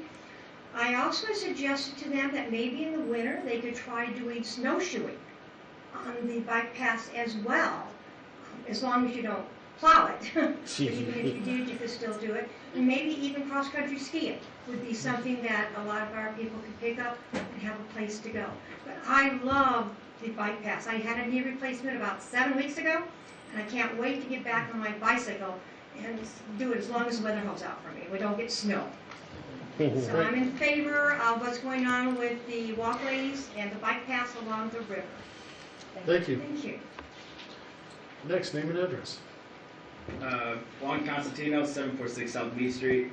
I come to you as a staff member of La Casa de Amistad and as someone who grew up on the west side of South Bend. In particular, I am in favor of the South Bend Parks and Trails for a couple of reasons. One, as being a staff member of La Casa de Amistad, I understand when we take our youth kids, and we have kids from pre-K all the way up to 12th grade, we have to pick a different park to take them to. We can't take them to Pulaski, or there's not much there. We'll decide to take them to Rum Village, where the south side of town has a nice parks. And I knew growing up as a child on the west side of town that although Pulaski was nice because that's where my father played soccer growing up, it was always a trip to go to the nice park. And that was always a theme, and it becomes a reoccurring theme here, that where is the nice park at? But for us to have the opportunity to take our youth and for them to know that they have a nice park there in their neighborhood, and to hopefully be a part of that design process when we talk about inclusivity, about what staff members are on the teams who are putting together these parks. I look forward to working with Aaron, BPA, to hopefully meet with the La Casa kids and say, you know, what would you like to see? Would you like to see more soccer fields, more futsal fields? What kind of games or what kind of playground setting would you like to see to keep the kids active and to provide them that space? And for me, I think that becomes the biggest part, to include those in the neighborhood, to be a part of that, and particularly the children of not only La Casa de Amistad, but all of the youth there in the neighborhood. And for me, again, as a child, it was always tough knowing that I had to go somewhere else to go to the nice park, but I think it'll be a big step for the youth in our community to know that they have the same opportunity and the nicest park in their eyes in their neighborhood. Thank you. Next, name and address. Hi, Jeff Ray, President and CEO, South Bend Regional Chamber, 101 North Michigan Street in South Bend. Just here on behalf of the business community, our 1,000 business members that employ about 60,000 people here to voice our support of this. As your economic development partner, we see firsthand how important these kind of improvements are to a community. When we studied communities across the country, and we looked at Austin and Raleigh and Denver and Nashville and Durham and Boise and those kind of communities, it was the investment they made in quality of place improvements that really helped move the needle. You've done an outstanding job in making investments in roads and infrastructure and water and sewer lines, but we know this is a really important investment, and it will be one of those things that helps drive future economic development activity. I also have the hat of Visit South Bend Mishawaka, the visitor bureau for our area, and also want to speak just to the important asset that these kind of improvements are to visitors that are coming to our community. We produce a number of publications to direct them to these great assets, and your investment will continue to make this a desirable location. So we just, on behalf of the business community, wanted to voice our support. So thank you. Next, name and address. Hi, I'm Regina Emberton, President of the South Bend Elkhart Regional Partnership at 4477 Progress Drive in South Bend. South Bend, like so many cities across the Midwest, faces one of the biggest economic development threats, which is population stagnation. And in order to ensure future economic and wage growth that we desire, South Bend must retain and attract an adequate level of new talent. Part of the solution lies in the quality of life that we can foster for communities across the South Bend Elkhart region. So while the state of Indiana has a great reputation as an attractive destination for business, through the Regional Cities Initiative, they're working with regions to improve the quality of life and to make us a destination for talent. The Blue Waves Initiative was a marquee project of our regional cities' application to the state. And because our region's plan was so compelling, the IEDC awarded one of three $42 million grants for the South Bend Elkhart region to invest in quality of place projects. The Regional Development Authority, in turn, invested over $5 million of that $42 million toward the City of South Bend's Blue Ways project to be a co-investment with the local public sector and the private investments. The state and the RDA believe that this is the kind of project that will enhance and enrich our community's arts, culture, recreation, innovation, and connectivity. We know that it will help attract talent and be a catalyst for private investment in the city. We can see this already with the redevelopment that's happening in the former Transpo lot and at the former Armory building in the East Bank Village.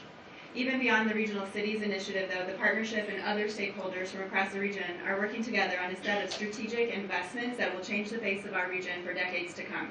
Talent attraction and retention is so critical that it's been named as one of 5 key pillars in our economic development strategy, with the ultimate goal to transform net out migration, which is now nearly double the state's average of 2 people per every 1,000 per year leaving, to a positive in-migration by 2025. And one of the key strategies in retaining and attracting good talent is to enhance the desirability of the region through increased community spaces, diverse housing choices, and connectivity among our communities. And the Blue Ways Project is an example of how we can do this. At this moment, many employers in our region are struggling to find the talent that they need to fill open jobs and to advance their companies. By supporting projects like the Blue Ways Initiative, we can take a step forward in retaining and attracting the kind of talent that will make this a world-class community and economy. Thank you. Thank you. Next, name and address. Hello everyone, I'm Adam Touring, 236 South Notre Dame Avenue. Here first to speak as a member of the public. When my wife and I first moved here, we were living with my in-laws, which only accelerated our process for trying to find our own house. They're wonderful people, but we were still living very hard. Fix it up, Dale. They're not here right now. So You're on the record. They'll laugh about it later. It's on TV. We were looking very hard to find a place to live, and we heard about what was happening in Howard Park. We knew what was going to be happening in Howard Park, and that led us to purchase there. As I've said before, it was already a beautiful park, and the changes that are going to be happening are going to make it a magnificent park. It's very exciting to me. I like hearing what the Parks Department is wanting to do with spreading that out, to not just be along the river corridor, which is very important, but to be all throughout all of the communities. It's very important to me. I also speak as the Deputy Director of the Historical Preservation Commission, and I've been very fortunate to be growing relationships with the Parks Department as they continue to maintain and build on those historical assets. So I again speak in support of this. Thank you, sir. Next, name and address. My name is Beth North, and I live at 54747 Merrifield Drive in Mishawaka. I am a citizen of our region, and I believe very strongly in the parks and trails. I have trained for 3 marathons along the river, along the paths. I have walked in many fundraising walks, including St. Margaret's House Winter Walk, the Crop Walk, the ADA Walk, the Alzheimer's Walk, and I have seen families come to these walks who have children in vehicles that the current trails don't accommodate with their current situation. So I think the upgrades for ADA, both along the trails and in the restrooms in the facilities, is going to be a huge bonus for the area. I hope to attract my other 2 children back to the area by having all of these amenities and all of the things that Regina was talking about in terms of the overall economic development in the region. And the most important thing of all is we need to improve our health. And if we're out walking, biking, and talking to each other, doing yoga on the park lawn, we will all be in better health and we'll all feel better. Thank you. Thank you. Next name and address. Jonathan Jones, 2203 Basin Street, South Bend, Indiana, 46614. I'm fully in support of this project because I feel that it really exemplifies the social equity that this city is really looking for. Because it's widespread reach, touching upon improving many of the, not just private, we're not private, but public shared spaces across our community. It's a project that will not only have a strong economic impact, but more importantly, as I see, a fundamental transformative impact on our city. For the last couple of years, I've had the privilege of directing a fun, crazy adventure race that takes place across our city called the Urban Adventure Games. And throughout that race, if anyone that has participated in it, it's a great way to see the city. And I really pride myself in being able to expose people to new areas of our city. And it's really easy to do that with the downtown area. I mean, many people have seen the work and the transformation that's gone into that part of our community along the river. But as we, move a bit further out, sometimes it's hard to get community members excited about what's happening because they don't see that same change happening in their backyard. They can't see that. So they might say, oh, well, I hate the smart streets, or we've heard all of those statements being made because people don't see those things happening around them in some cases. With this project, what's really exciting about it, as I see, is that it gives the opportunity to not only build upon the strengths that we're having in our downtown areas, but we're expanding well beyond that. We see that with the Charles Black Center, the things that are happening there. And as you see with this map, there's things happening all over the city, and so I think that really gives people a chance to get excited about our city, get excited about the things that are happening here in South Bend. When they not only see it happening in our downtown areas, but where they're at as well. And so for that reason, I fully support this. Thank you. Next name and address, please. My name is Luella Webster. I live at 701 East Howard Street, South Bend, 46617. I am totally in support of this park bond. A few years back, I was before the council begging and pleading for money to do Kelly Park. Kelly Park was just deplorable. No major work had taken place in that park. The children in the neighborhood got together and said, we need to do something for this park. They wrote a proposal to the mayor, to the park department, and when the bond came in, we begged and we pleaded. I wanted this $5 million just for Kelly Park, but I knew that was not going to happen. But if you see Kelly Park today, that's a park that has been completely renovated. The city has been very supportive. The park department, I want to just give a shout out to them because they have been wonderful to working with us to make sure that we meet the compliances that we need to meet. We have torn down an old building. We have a new pavilion. We have basketball courts. We have new playground equipment. We have new fence put up. It's a fence that's a state-of-the-art fence. If you get a chance to see this park at the corner of Howard and St. Peter, you would be saying, hey, I want my park to look just like Kelly Park. We didn't do it by ourselves. The city and the park department really supported us. But if you can just sit back and say, hey, this is what we need. We need to do something good for our parks and our trails. There's major development homes going up in my neighborhood, $1 million homes, Eddy Street Commons, and to see people now utilizing a park that was deplorable, that no kids would come and play in it. Any given day, you'll find at least 50 to 75 children in that park. So I say, I support the park bond, and please, my mama used to tell us, I come from a family of 15 children. We did not always get everything we wanted. And my mama used to say, you know why you didn't get what you want? You didn't ask. If you don't ask, you don't get. So I'm asking that you do support this bond. Thank you. Thank you. Next name and address, please. Hi, my name is Beth Sanford, and I'm from 1013 North St. Peter Street, South Bend, Indiana, 46617. And well, first of all, I've been working with Luella for the last 4 years for rebuilding Kelly Park, and we've been fundraising and developing it and getting donations, which has been helpful. I myself am a mother of 5. Our oldest is a freshman in college in Oregon, and our youngest is in 3rd grade. So I currently have 4 teenagers, so which is a lot of work. Anyways, I want to say when my kids were young in our neighborhood, actually Luella's neighbor, Mr. Martin, she grew up next to their kids.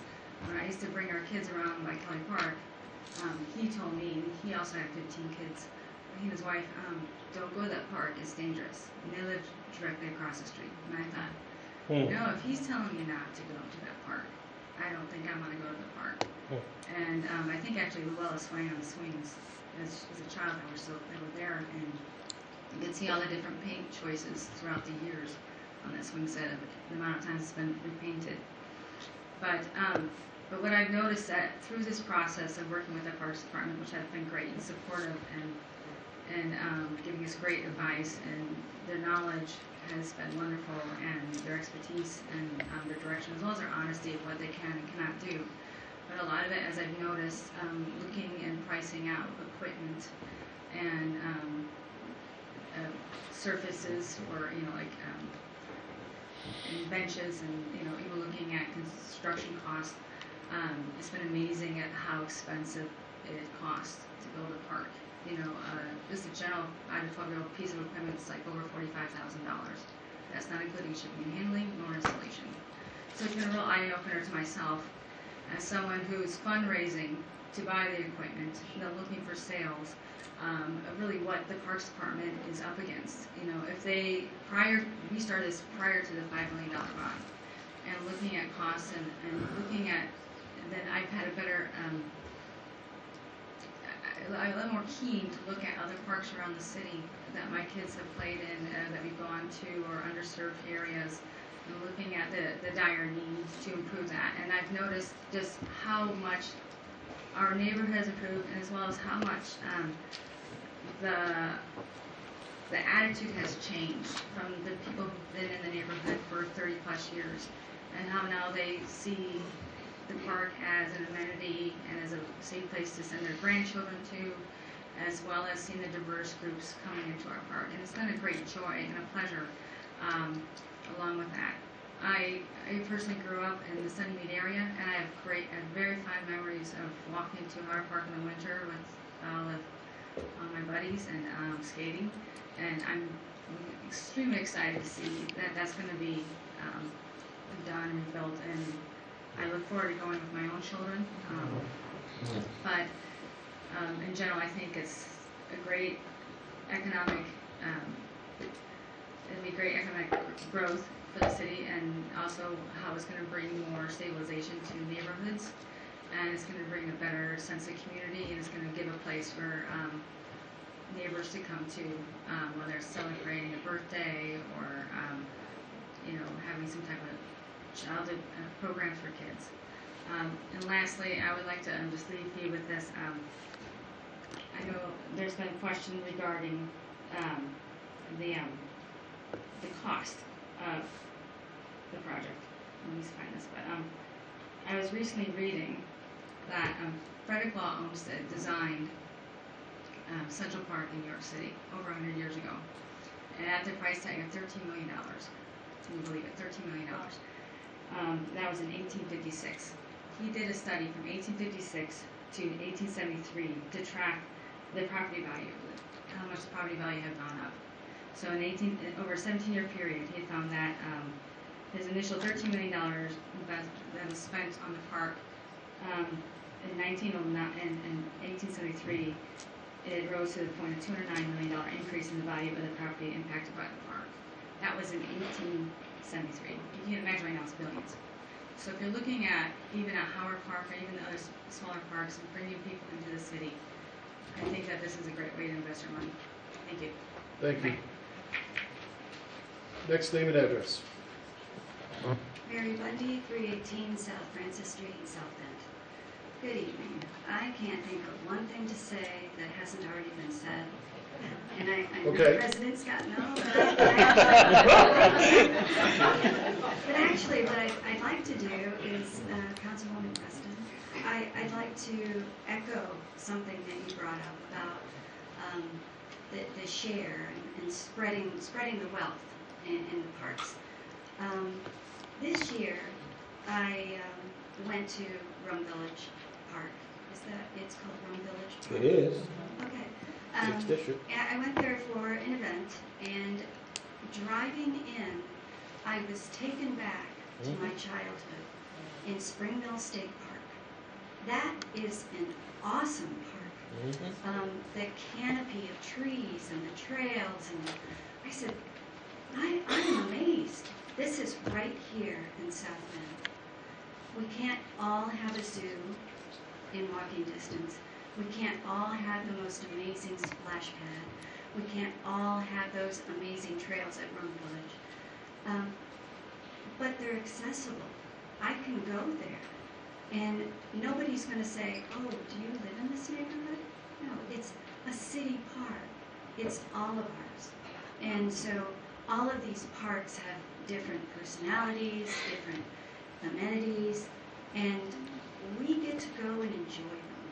So I'm in favor of this bond. I know the Parks Department is doing amazing things, and I know they will continue to, but we've always got to start someplace. And so I am very much in favor of this bond. Thank you. Thank you. Next name and address. Good evening, Myron Larimer, 402 East South Street in South Bend. Great cities have great parks, and great parks help build great cities. I spent most of my life in real estate, and a couple of things have really hit me the last couple of years. One is a trend that millennials tend to choose where to live based upon the quality of life. Recreational opportunities, parks, really impact that quality of life that they're looking for, especially when you consider the healthy lifestyles that most people of the younger generation are looking for. And so that's very important. Secondly, I'll echo something that property values are improved as parks and recreation become more and more a part of building up the community. It improves property values. So from that perspective, you'll see more people, one, choosing to relocate to areas that have great recreational opportunities for their quality of life, and you will also see more people choosing to stay. And that's been one concern over the years in terms of people leaving South Bend. Quality of life, great parks and recreation help retain a lot of the people that have been leaving in the past. So I would encourage you to support this proposal. Thank you, sir. Next name and address. Gerald Fargo Senior, resident. I come to you and BPA Park Ambassador. Your address, sir. We need an address for the record. 727 California Avenue. Thank you. Okay. And one of the hardest thing I guess it is for people to adapt to is change and transformation. But coming into the parks, I watch them go from good to going to great. Sharing a lot of time speaking with individual people that come there and they have concerns of how it used to be. And you watch those same people, young kids who argue, fuss, and you tell them it's a better way to do that. Let's just talk things out. And then they begin to learn individuals, grown-ups. Then they begin to get respect. The outside, the parent, they begin to get respect for you. That is coming into a lot of parks. I see some go from one park to another. And in the park program, daily we capture about 14 to 15 different parks. So I'm in different parks and see different diverse of people. And all they want is somebody to say, it's gonna be okay. And the greatest part is the park is enhancing that. Everything won't come overnight, but you got people identifying that right now. And they said, when I engage with them, do you think it's gonna be better? I say, do you think it's gonna be better? And as you look around, some of them come back and say, it's getting better. They have gotten better. And I know within time, if you keep supporting this program, it'll go from good to great to become awesome. Because some people now can see the vision. And when you can see the vision, you can see growth and prosperity. So I would just encourage you to keep this going. And thanks for your time. Thank you, sir. Next name and address. I'm Vicki McIntyre, 1233 East Erskine Manor Hill. And as the other gentleman said, great cities need great parks, need great fountains. I am co-chairman of the Studebaker Electric Fountain. We hope to bring it back to this city, fully restored and flowing beautifully, this time in Leaper Park. Leaper Park right now is not utilized as much as it could be. But with this fabulous fountain, which will be 25 feet tall and 42 feet in diameter, I really think that will bring in families and weddings and celebrations and art and yoga in the park. It'll be a beautiful place to even read a book and to meet for a reunion or anything. Soiree en blanc should be there. I think even children will delight that the dolphins will be squirting water and the turtles will squirt at each other. So I want you to know that we have raised over 80% of our goal. This is going to happen. We have hired McKay Lodge Conservation Lab to do the restoration. We've located all but one of the original molds, and we found a wonderful benefactor who will pay to have the new mold made. And we've hired Robinson Iron will do all the recasting. They're in Alabama.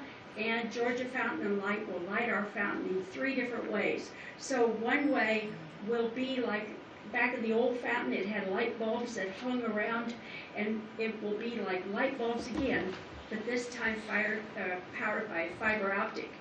And then you flip a switch and it'll be the white lights that you're used to, and you flip another switch and it'll turn color for red, white, and blue for the 4th of July. So we need your help. Please approve this bond so that everybody can enjoy this beautiful parks that we have. And we will have our proud 1906 Studebaker Electric Fountain back as our city's landmark and our postcard. Thank you. Next name and address. George Friend, 221 East Colfax, South Bend. So I've been a lifelong South Bend resident, and about 5.5 years ago, my wife and I took the risk of relocating to downtown South Bend. And it's been a great decision. We've really had the opportunity to watch the excitement and vitality that's taking place downtown. We love being downtown. We walk along the river and all over all the time. And seeing what's coming along the river for us, for other people, moving downtown, I think is going to be terrific. So I fully support what you're doing. Thank you. Next name and address. I'm Barb Sutton, 528 Osterville in South Bend. I'm also the president of the North Shore Triangle Neighborhood Association. First of all, I want to applaud the Parks Department and the whole project team for all the inclusion that they have made. They gave us lots of opportunities to come and bring our concerns to them. They modified their plans. They were very open about inviting everyone, and really appreciate that.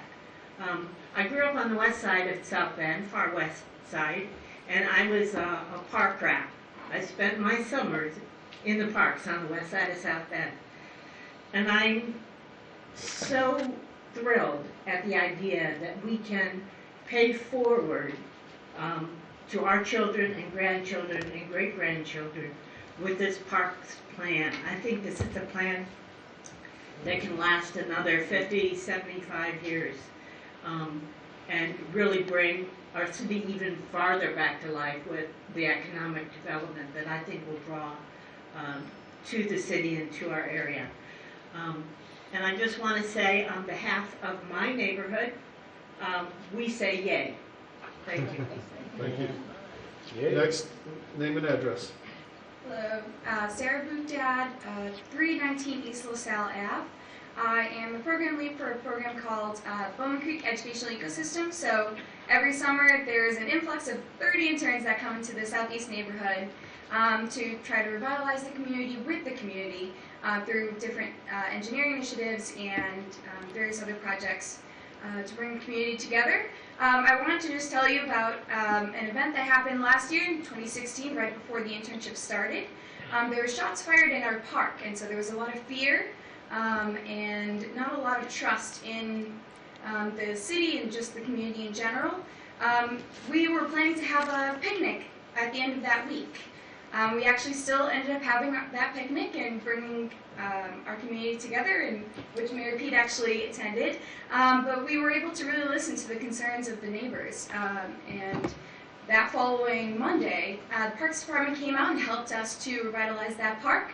We repaved the basketball court. We cleared the brush that leads into Bowman Creek, which is one of the most polluted tributaries of the St. Joseph River. We repaved the sidewalk. And so not only does that show that the Parks Department really cares about this community, but it also is doing it with this community. And so it's really bringing people together, bringing trust back to our neighborhoods. I think if we have a well-maintained park system and a really dedicated Parks Department, people will take more initiative to maintain their properties. I think they'll see the value in coming together as a community and really having this place attachment. And so I think it'll do a lot of different good for our community. Thank you. Thank you. Next, name and address.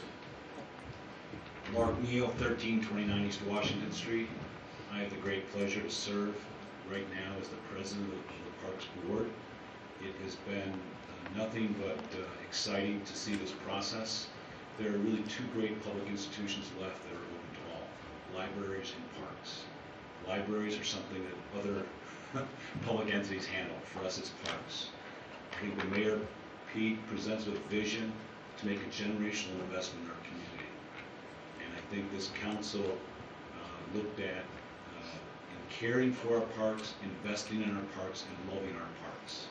And I think in supporting this effort through such a fantastic collaborative effort led by Aaron Perry and the EPA team, and the energy and talent that they've demonstrated, and the great input of so many members of our community who have their voice has been heard. Many voices have been heard. I think some voices have been heard maybe for the first time, as we've seen what's been incorporated again by your input, and I think what's been done by the EPA. And I think approving this bond and the one that's to follow will demonstrate that as a city we can continue to work together to build a great city where we can live, work, play, and engage. And I thank you for your time. Thank you. Anyone wishing to speak against this bill or this resolution? 1772, please come to the podium, state your name and address. Sharon Benicki, 3822 Ford. Well, in general, I am a park girl. I love the parks. I think the plan is great. I think we need to start paying off some of the bonds we already have in existence. We're leveraging not only our children's future, but our grandchildren's future on speculation. And I think we need to slow down and take it step by step. We don't need to do $50 million in work in 1 year or 2 years or 3 years. We're still how many years out before we pay off these wonderful streets that were $41 million? You know, we're still paying off the Cove. We're still paying off the Hall of Shame. We're going to be paying off debt forever. So slow down, take a deep breath, think about where the future's going to be before you jump off the cliff again for another speculative project. Okay, thank you. Anyone else speaking against 1772? Seeing none, at this time, there is a rebuttal to the last point. Those against, Mr. Aaron Perry.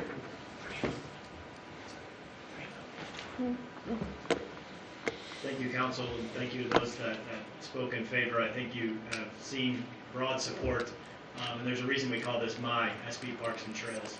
Unlike the Parks and Boulevard plan that I mentioned earlier, that was developed by one landscape architect, this was developed by copious amounts of community feedback. I think you've seen the strong community support, and we're proud of that. The work doesn't stop here, obviously. We'll need that continued community support as these plans become a reality. But I think we have a strong plan that's very fiscally responsible, that we're able to do without raising taxes, and able to leverage, as I mentioned earlier, over 12 million private dollars that we've already got secured. I think hopefully that answers your questions today. Thank you for your support. With that, we'll turn it back to council. I'd like to make a motion to comment. Want to make a comment? Yep. Mr. Davis. Yes. On behalf of those who couldn't speak here tonight, Vice President Koufax. You're Vice President. I would like to say thank you because of the fact that our first city park was the city cemetery.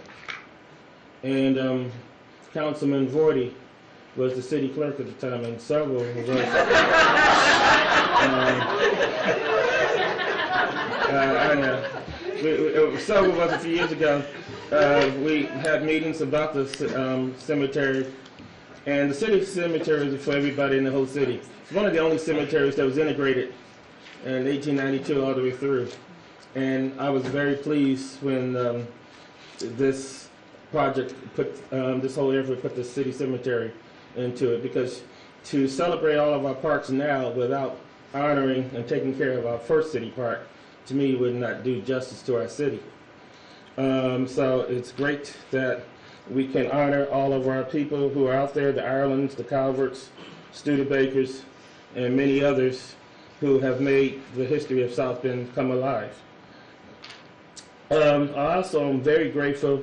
Ms. Bundy talked about going to Rum Village. I'm highly grateful. We had some disagreement early on about the dog park, but it's all turned out nice.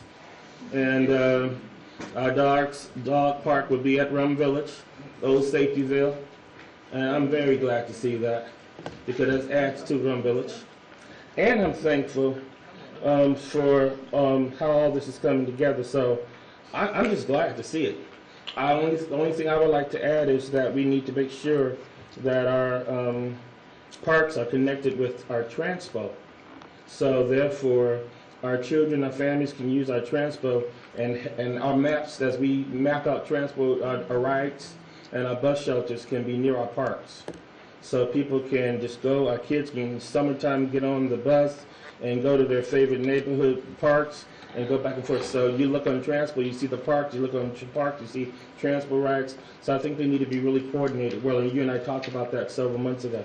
So again, I'm just glad that the city cemetery has been included in this, and the dogs have been included in this, and all over. So we not only have taken care of ADA, but we've taken care of our animals, and we've taken care of our dead.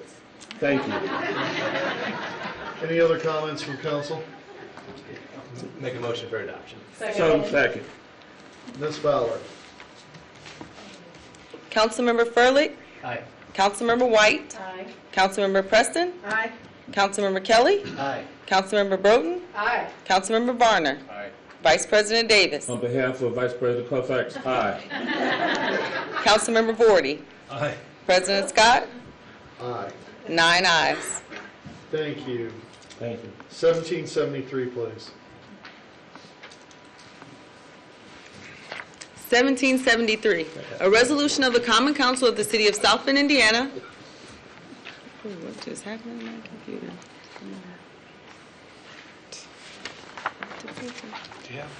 No, it popped off my screen. Just a minute.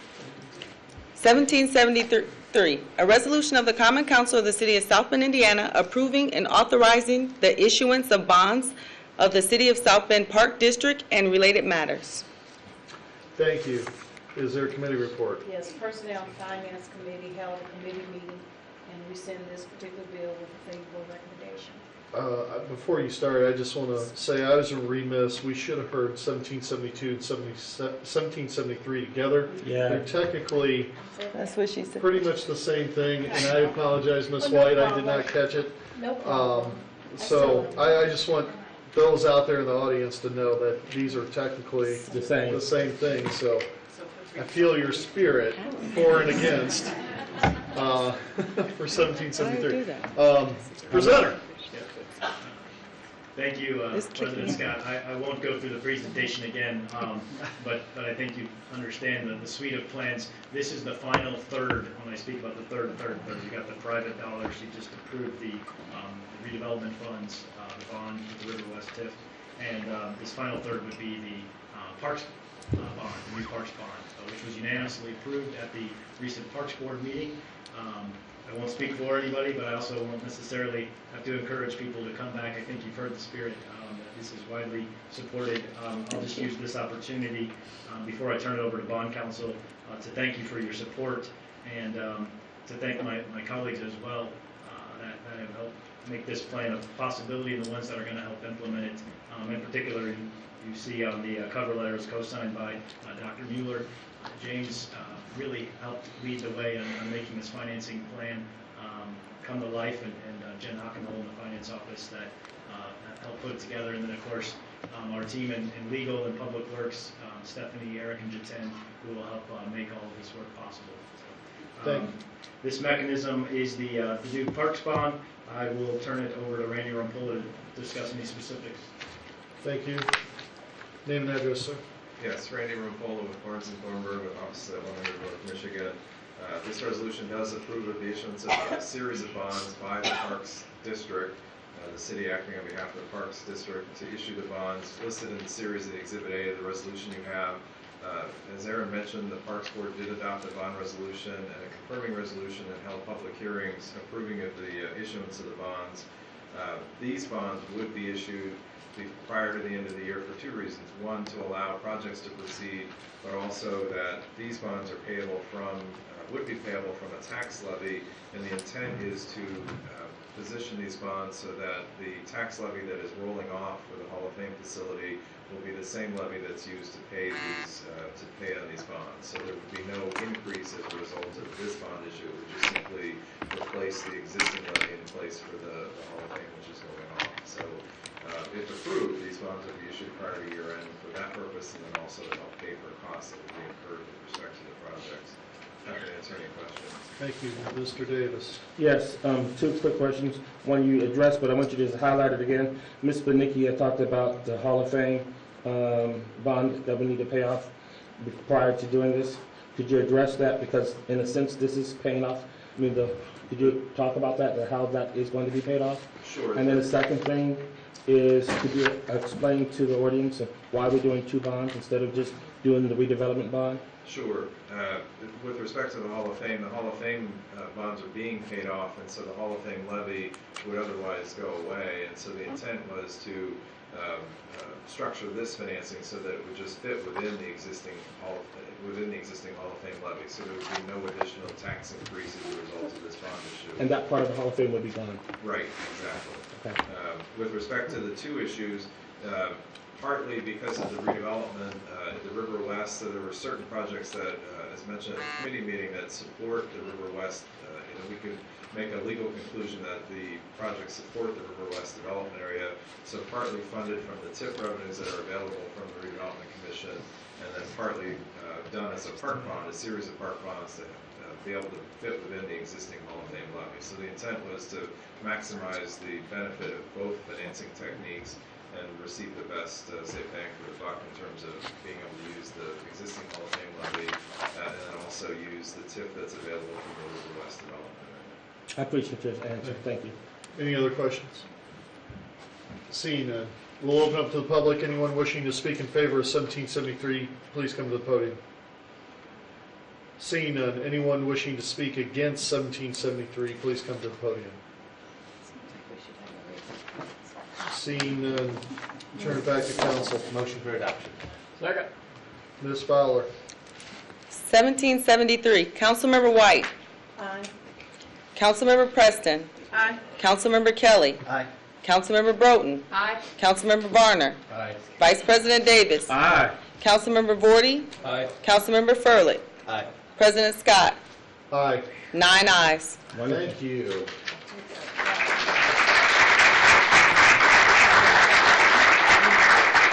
Entertained motion to rise to the committee hall. So moved. All in favor? Aye. All opposed?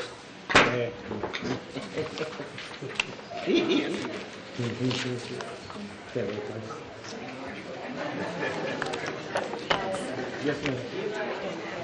Yeah, I didn't realize, I didn't take into The committee of the whole is now in session. This is the portion of the council meeting where the full council meets as a committee. I did give him time, Come on, get it, man.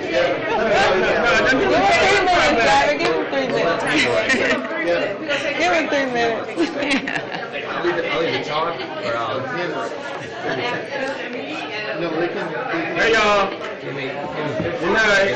Would you please hold down the conversation? Okay. Good night. Okay, if you would, if you desire to have any additional conversation, would you please take it out in the hallway? The committee of the whole is now in session. This is the portion of the meeting where the full council meets as a committee. During each ordinance, members of the public will have an opportunity to speak either in favor or in opposition of the ordinance being read. With that, City Clerk, would you please read 1217? 1217. Public I'm sorry, could I entertain a motion? To continue till November 13th. Second. All those in favor? Aye. Anyone opposed? The motion carries. City Clerk, would you please read 5417? 5417. Public hearing on an ordinance amending the zoning ordinance for property located at 3333 North Kenmore Street, Councilman District Number 1 in the city of South Bend, Indiana. Is there a committee report? Yes, the Zone Annexation Committee met this afternoon, and we bring this to you with a favorable recommendation. Thank you. Is there a presenter, please? Good evening, Angela Smith from the Area Planning Commission's office is located in 11th floor of this building. The petition in front of you this evening is related to the previous resolutions we heard earlier tonight. Good opportunity to see what you guys do after we normally leave here. The petitioner is seeking to rezone the property from LI Light Industrial to GI General Industrial, shown here the approximate 9 acres at the southwest corner of Nims and Kenmore. The existing site plan has, there's about just over a 50,000 square foot building there existing with some planned additions that will add on to the building as it goes to the west of another additional 55 to almost 60,000 square foot of additional industrial development. There were some variances, as we heard earlier during the tax abatement. What was sought was to get variances from the landscaping. The existing site is heavily landscaped, as you can see from this image here. The variances were to allow the petitioner to retain the mature landscaping, and the way it was approved is any future development will have to meet the landscape ordinance as it develops. So this just allows them to maintain the existing mature landscaping without making changes to that. Those variances were granted subject to the rezoning being approved. This comes to you from the Area Planning Commission with a favorable recommendation. Rezoning the property to GI General Industrial will allow for the redevelopment of an industrial site in a manner consistent with the surrounding area and the comprehensive plan. I'll be happy to answer any questions. Thank you. Is there a presenter? I'm sorry, petitioner. Mike Dan from Dan Charner and Associates, 1643 Commerce Drive here in South Bend, representing the petitioner and the contingent buyer. As Angela mentioned, what we're doing is changing the zoning on this piece of property, approximately 9 acres from the LI district to the GI district, for the tri-pack industry so that they'd be able to move into this particular facility. As Angela mentioned, the existing building is about 45,000 square feet. The proposed expansion is about another 56,000 square feet. To answer a couple of questions from the lady that had spoke at the for your resolution, we will be doing additional landscaping, as we had mentioned in council in the committee meeting around the solvent tanks up at the northwest corner of the site. There'll be additional landscaping there. There'll be additional landscaping around all parking areas. That was basically an agreement we had worked out with the Area Planning Commission staff. There is heavy wooded areas along the very west and along the south sides. As far as drainage goes, Any new improvements that are done on this particular site have to go through the city engineering department for approval of drainage plans. So they have to meet all the latest standards for the city of South Bend for drainage, so there is no drainage problems created by this industrial development against any adjacent property. So what we would ask for is for your favorable approval to move the zoning up to the GI district. If you have any questions for me, I'd be glad to answer them. Thank you. Any questions for presenter or petitioner? Seeing none, we'll move to the public portion. Anyone from the public wishing to speak in favor? Anyone from the public wishing to speak in opposition? Seeing none, back to the council. What's your pleasure?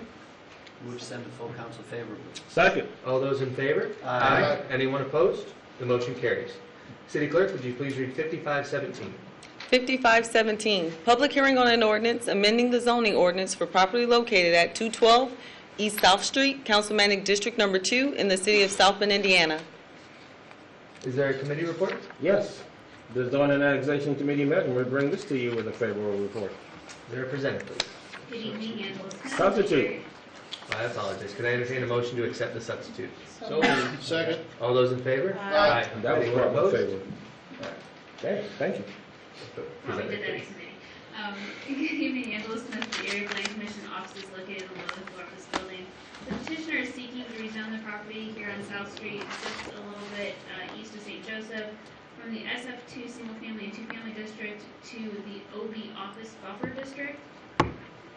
The property is an existing residential structure that the petitioner wishes to convert to law offices with some residential potentially in the building as well. It's an existing building that's existed since the early 1900s on a small 55 by 55 foot lot. There are no additions or changes proposed to the property at this time. I'm not sure that there's any room for any additions or changes other than the interior of the building. This comes to you from the Area Planning Commission with a favorable recommendation. Rezoning the property to OB office buffer will allow for the reuse of this structure in a manner consistent with the comprehensive plan and supporting the neighborhood. We have to answer any questions. Thank you. Is there a petitioner? Yes. Please state your name and address. Thank you. My name is Robert Bodorf. I am, my address is 5505 Bull Creek Road in Charlestown, Indiana. And I am here, basically, Angela, I think, did a good job of explaining what the plan is. What our intent is with this building is to turn it into a law office. I have a law office in Clark County, Indiana, which is about 5 hours south of here. And I intend to open a part of the law office here and then rent space to attorneys there as well.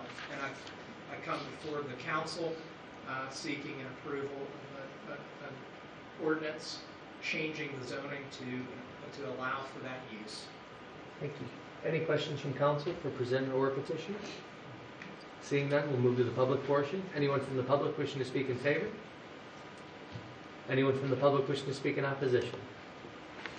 Seeing no one, public portion is closed. Back to the council. I make a motion to send the substitute version to the full council with a favorable recommendation. Second. All those in favor? Aye. Anyone opposed? The motion carries. City Clerk, would you please read 6917? 6917, public hearing on an ordinance to vacate the following described properties. Street vacation, minus Eddy Street from Corby Street, 180 feet south, Corby Street from Eddy Street, west 90 feet, minus Corby Street from Eddy Street east. 230 feet, the first east-west alley between Howard Street on the west and the first north-south alley east of South Bend Avenue, South Bend, Indiana. Is there a committee report? Public Works and Property Vacation Committee heard this earlier this afternoon and gave it a favorable recommendation to full council. Thank you. Is there a presenter, please? Mike Dan from Dan Charner Associates, 1643 Commerce Drive here in South Bend, representing the petitioner, Five Corners LLC. As we had shown council at the committee meeting, this annexate, or I should say this vacation is for streets and alleys, portions of them. There were three separate items that we were doing. The first set was for Corby and Eddy, that was west of Real Line, South Bend Avenue, and Eddy Street. We were asking to do Five Corners LLC on several parcels in that area. This is part of their process for combining the properties together, along with the vacation of these public right-of-ways. The second portion was a portion of Corby Street that was east of South Bend Avenue, and right where Corby kind of realigns into Howard Street. There is a strip of the public right-of-way, again, that Five Corners LLC owns properties on both sides of. We were asking council to approve for the vacation. That would not affect any adjacent property, as we've shown on the aerial photos. There were a couple houses to the east of that portion. They would still have access to Corby Boulevard and also the alleys to the south of their house.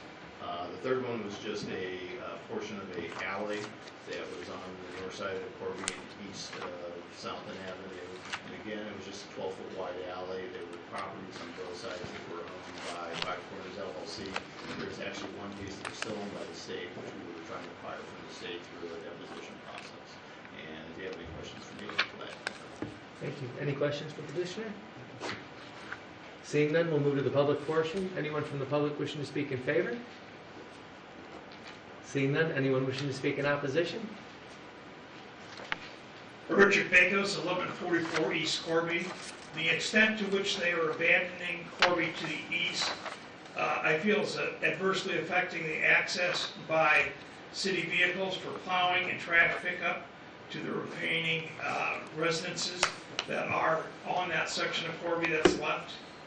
I think it just goes too far that they're coming down toward the east for this abatement they want. So, thank you. Emily Spalding, 1140 Corby Boulevard. Ever since the redevelopment of Five Corners, we have struggled with the city for snow removal. We've struggled with the city for trash pickup, lawn waste pickup, and a couple years ago, I remember meeting a very compassionate woman who strived to make the near northeast side a single-family home. So with this evacuation of the street, I'm concerned of the future development of my next door property. Is that going to be a single-family home? Good question. Richard Spalding, 1140 Corby, South Bend, Indiana. Yeah, the other concern is we are the immediate house to the east of where this property is going to take place. And again, the pickups and the city services, we've been neglected. They didn't pick our trash up today, and it's a trash day. That happens all the time. Well, I won't say all the time, happens frequently. But it also loses parking. Now when people come to visit, we have family gatherings, we have to use that piece of street for parking cars, because the new piece of Corby that goes to the end of the street, you can't park cars on that street. So this is used as a parking area too, since it's still a public street. So if we lose that, we lose parking as well. It's a big concern of ours. So, we feel like we're going to try to get shelved out a little bit, and we don't really like that, because, I don't know, you saw the maps of how the little entryway comes in, so it's been tough. So, thank you. Seeing no one else, the public portion is closed. Is there a rebuttal from the petitioner? As we had shown council at the committee meeting, we are not going to affect that driveway opening where the cars come in and park at those houses to the east. This is everything going to the west of that portion. So that driveway that comes in for trash pickup, that would still remain there. The parking area in front of those houses that come right off of Corby, that driveway that I'm assuming probably the state put in there, that will remain as well. We're only asking for anything that is to the west of that. And yes, so the rebuttal is closed. We'll open up for council comment and questions. Question. Is there any way that between now and the 13th that you could work along with the neighbors to work out some agreements and come back and have a conversation with them? Because it seems like they don't have a clear understanding of what you're doing. You don't have a clear understanding of maybe what they're sharing.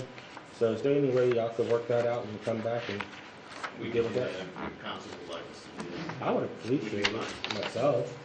Because I like to see neighbors work things out, whether it's zoning, whether it's to get everybody, since everybody has some talk yet, and we have some time, let's just see if we can do that.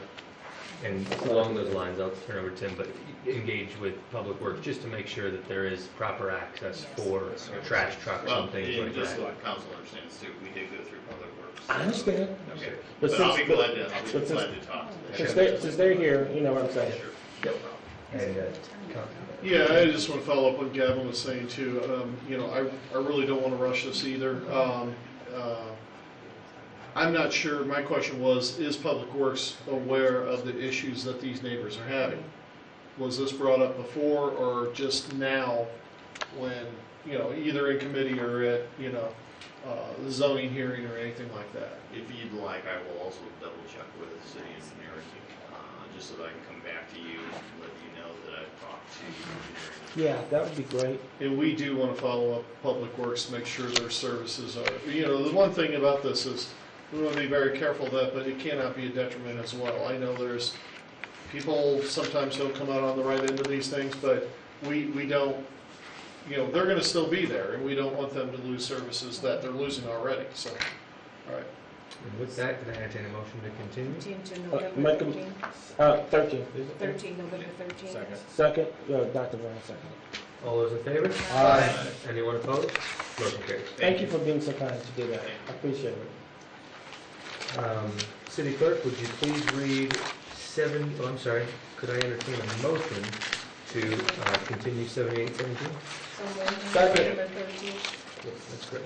All those in favor? Aye. Anyone opposed? The motion carries. City Clerk, would you please read 7517? 7517, public hearing on an ordinance of the Common Council of the City of South Bend, Indiana for budget transfers for various departments within the City of South Bend, Indiana for the year of 2017. Personnel and Finance Committee held a committee meeting public hearing on Bill 75-17. Then we send this bill to the full council with a favorable recommendation. Good evening, Council. Jen Hockenhall, City Controller Office on the 12th floor of this building. As we stated earlier in committee today, we present these to you quarterly, and these transfers, which are just within the same funds, just between categories, typically occur when items previously budgeted at capital don't meet the $10,000 capital threshold and should have been supplies or vice versa. That's typically when these happen. So the bill before you is transferring such funds to cover many of the capital versus supply transfers, as well as transfers for unanticipated items, such as there was a Studebaker rooftop air conditioner unit that was damaged by hail, so we didn't know that was going to happen, so we have to do it. We are just transferring money, though, from our insurance fund to cover that cost.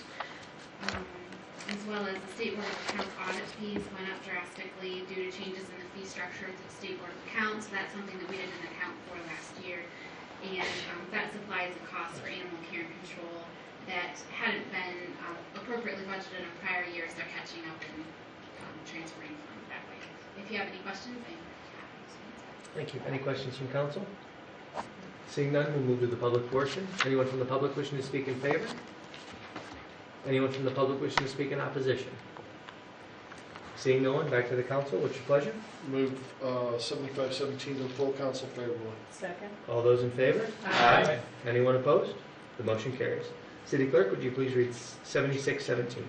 7617, public hearing on an ordinance of the Common Council of the City of South Bend, Indiana, appropriating additional funds for certain departmental and city service operations in 2017 of $40,000 from the General Fund 101, $117,571 from Park Fund 201, $25,000 from the Community Investment Operating Fund 211, $80,000 from State Seized Drug Money Fund 216, $2,733 from the Unsafe Building Fund 219, $97,000 from local funds, Local Roads Fund, and Street Fund 251, $25,000 from the Police Grants Fund 292, $90,000 from the Federal Drug Enforcement Fund 299, $362 from the Zoo Endowment Fund 403, $40,000 from the Parks Capital Fund 405, $11,755 from Project Relief Fund 655, and $396,500 from the Smart Streets Debt Service Fund 756. Yes, Personnel and Finance Committee held a committee and public hearing meeting on this bill. We send it to the council with a favorable recommendation. Thank you. Is there a presenter, please? Good evening, John Hockenhull, City Controller, offices on the 12th floor of this building. As we spoke earlier this afternoon, all additional appropriation requests are adequately covered by cash funds already in the actual funds. So we vet those prior to them coming to you, so there are adequate funds to cover these. A few items within the additional appropriation requests for the civil city funds include additional costs for utilities at various parks facilities. Part of the reason for this is in 2017, many of you know, we went to a full costing model for all departments, so that included charging all of our departments for water, so we understand how much it costs. So we're trying to catch up on that for splash pads and things like that. Our relief program, we are budgeting for an increase to pay the relief workers of $11 an hour to returning workers, and also cover a bonus should they finish the program for all 7 weeks. In this economy, when there's very low unemployment, they have a hard time keeping folks in that position. Also, we had a repair to the Studebaker Clubhouse roof that was unanticipated, so those are the types of things that we Thank you. Any questions from council? Seeing none, we'll move to the public portion. Anyone from the public wishing to speak in favor? Anyone from the public wishing to speak in opposition? Seeing no one, back to the council. Move for favorable passage. Second. 7617. Favorable recommendation. Second. All those in favor? Aye. Anyone opposed? Motion carries. Could I enter, I'm sorry, City Clerk, would you please read 7717? 7717, public hearing on an ordinance of the Common Council of the City of South Bend, Indiana, appropriating additional funds for certain departmental and enterprise operations in 2017 of $20,000 from the EMS Operating Fund 287, $7,823 from Consolidated Building Fund, Code Enforcement Fund Number 600, $100,000 from the Sewer Insurance Fund 640, $288,850 from the Sewage Works Operation and Maintenance Fund 641, $10,800 from the Sewage Depreciation Fund 642, and $200 from the 2011 Sewer Bond Fund 659. Can I entertain a motion to accept the substitute? So moved. Second. All those in favor? Aye. Anyone opposed? The motion carries. Is there a committee report, please? Yes, there is. Personnel and Finance Committee met this afternoon, and we send this bill to the full council with a favorable recommendation. Thank you. Is there a presenter, please? Jen Hockenhull, City Controller, offices on the 12th floor of this building. Again, these are the enterprise additional appropriations, and these also have adequate cash reserves in all of their funds that we're requesting the appropriations from. A few of the items that you'll see before you include additional turnout gear for our high school classes and our new recruits in the fire department, mainline sewer collapse repair, replacing a trailer that is beyond repair that we need to replace, and also in the sewer department, we're funding increases for second opinions and sewer things. Thank you. Any questions from council at this time? Seeing none, we'll move to the public portion. Anyone from the public wishing to speak in favor? Anyone from the public wishing to speak in opposition? Seeing none, back to the council. What's your pleasure? Move for favorable recommendation for substitute bill 7717. Second. All those in favor? Aye. Anyone opposed? The motion carries. For purposes of the public, the following bills, 4 bills, are continued in the council portion only, so public hearing on those bills was held 2 weeks ago, so there will be no public comment, only council comment. With that, would the city clerk... You need to do 6517. And You have public hearing for that. Where... That's fire. Oh, I'm sorry. Why was that listed in council portion? Yeah, it shouldn't have been. Just a mistake. It shouldn't have been, Gavin. We discussed at a committee meeting today. Sorry, I had to check. So should we move to the council portion only, or should we move to 6517? No, do 6517 Okay, first. wonderful. City Clerk, would you please read 6517? Thank you.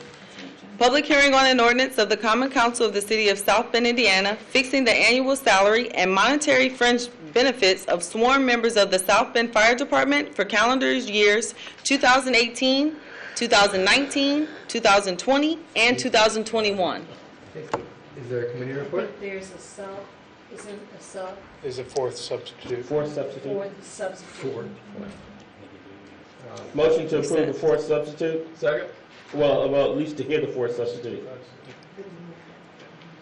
We need a second. Motion and a second. All those in favor? Aye. And just to cover all our bases, could I entertain a motion to amend the agenda to place 6517 after 7717? So moved. Second. All those in favor? Aye. Thank you. Thank you. Is there a committee report, please? Yes, the Personnel and Finance Committee held a committee meeting, public hearing, and we send this bill to the council with a favorable recommendation. Thank you so much. Is there a presenter, please? State your name and address. Yes, sir. Stephanie Steele from the City of South Bend, Corporation Council, offices on the 12th floor of this building. As you've heard earlier, we have a 4-year agreement with the fire union, and this ordinance reflects the agreement for 4 years. Both sides were involved in checking over the drafting and making sure that it represents the agreements that we reached. And we're happy to answer any questions that you may have. Thank you so much. Any questions from council? Just clarification, please, on the section D with regard to benefits, the longevity, if you could, please. Just clarification on the addition that is in what we're considering tonight with regard to longevity. Yes, ma'am. So that, I believe, is under section 7C. Is that what you're referring to? Right. That section, one of the things that the city and the union wanted to provide to fire medics was that we have a longevity pay to incentivize and reward the people who have been on the ambulance for a long length of time. This section means that if they keep the lead status, if they keep their certifications and keep all of their status, they are rewarded for their years of service with that certification. And I know that these two are eager to explain it as well. It's something that we feel really incentivizes the medics and gives them a little bit of incentive to stay on the ambulance. We want to make sure that we're retaining that knowledge and experience and rewarding it so that we don't have people burning out and leaving as quickly. I'm sorry, more from a procedural standpoint, that it was voted on by the union, correct? Yes. And it was just omitted from our document, which explains the substitute bill, correct? Yes, Ryan. Ryan Tegas, Vice President of 362, 4025 Midway West. Yeah, it was voted on. It was part of the proposal. Everybody heard it, same proposal, and that was included. It was just an oversight that I caught later today. I mean, I was teaching, on the rain all day. I saw it at 3:30, and we got it changed. So. Great, thank you. Excellent. Thank you. Seeing no other questions, we'll move to the public portion. Anyone from the public wishing to speak in favor? Anyone from the public wishing to speak in opposition? Seeing none, back to the council. What's your pleasure? Move for favorable recommendation. Second. All those in favor? Aye. Anyone opposed? The motion carries. Now, we are in the 3 bills that are continued in the council portion only. Just to be aware of what bill we're on, should we go reading? Okay. City Clerk, would you please read 5117? 5117. Third reading on an ordinance of the Common Council of the City of South Bend, Indiana, appropriating monies for the purpose of defraying the expenses of several departments of the civil city of South Bend, Indiana, for the fiscal year beginning January 1st, 2018, and ending December 31st, 2018, including all outstanding claims and obligations, and fixing a time when the same shall take effect. Thank you. And just as a reminder, this is not the third reading. We're just rereading the second reading to remind members of the public which item we are on. And with that, we will open it up to comments from the council, I believe. Do you need committee? You don't need committee? No, not at this point. Okay. I'm going to start first, if I may, in Absolutely. terms of comments. As the chair of the Personnel Finance Committee, it might appear, for those that this may have been your first time coming, as we're discussing the budget itself, that we're just rushing through it, we're giving a rubber stamp. That is far from the case. If I'm not mistaken, we've had approximately 15 public hearings in which the public have had opportunity to come on a personal basis. They've been able to email questions. Those emails have been addressed. They're placed on the website. We started this budget process early on, and that was based on a recommendation from the 2017 budget process, but the citizens have indicated that they wanted us to start earlier, and we did do that. The first public meeting was held at Ivy Tech, and then we continue throughout this process. We've learned a lot. Each time we've had a budget process, we've moved from engagement, transparency, communication, feedback, and we've learned even in terms of this particular budget process. And if you weren't with us during the committee meeting this afternoon, I made some statements in the sense that as we look at the salary ordinance, and each time, this is not the first time that we've had discussions regarding the percentage. Should it be 4, should it be 2, should it be 3?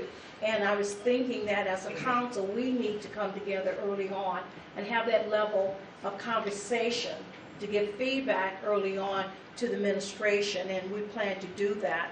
I do plan to pull together, after I receive feedback from the council members, in regards to the process, in regards to how you believe that we can make this process much better than what it is. The process has grown tremendously. I wish to publicly thank the committee members, the council members, the administration, the department heads, but I have to really say thank you to the 2 citizen members who have been with us throughout this process. We've spent hours, not only in terms of meetings, but also individual council members have met individually with citizen members, with department heads, with the mayor. We've met, and we have not broken any open door law in terms of having discussion. It's been a give and take. And so again, I've been very pleased. There's always room for improvement. This budget reflects a lot of the major areas that we had asked as a council in terms of looking at those quality of life issues, from streets, curbs, sidewalks, those lead and all the things that really directly impact our citizens, and those things that we heard from our citizens. So again, as we move forward, we'll be working very closely. I'm going to work on an executive summary that I'll pull together, and I would like to even pull together a booklet of all the different questions and look at the commonalities, but also to begin to look forward to 2018. I can't imagine I'm saying that, 2018, but I am. So again, just wanted to put those comments out so that it doesn't appear that, okay, we're just going through the process. We started this the early part of the spring semester, and I can't put together the amount of hours, but I'm very appreciative of the clerk's office, our attorney, council members, committee members, administration, department heads, and our citizens, and as we move forward. I just want to let you know that we are very thankful and grateful for your expertise, for your time commitment, and your commitment to the city of South Bend. Those are my comments. Thank Yeah, you. thank With you. that, Yeah. does anyone else? Yeah. Yeah. Just to clarify what council portion only means. Yes. Yes. Okay. That's what I- For those of you who were not here at the last meeting 2 weeks ago, there was a public hearing on these 3 ordinances that are being discussed now. And the council portion only was continued until today. So the discussion tonight will be limited to the council members only, and there will be no additional public hearing on these 3 ordinances. Thank you. Thank you. Any additional comments from council on this bill? Yes. Yes. Yeah, this is just. I'd just like to make a quick comment, very quick. I'd like to commend Councilmember White for a superlative job of shepherding.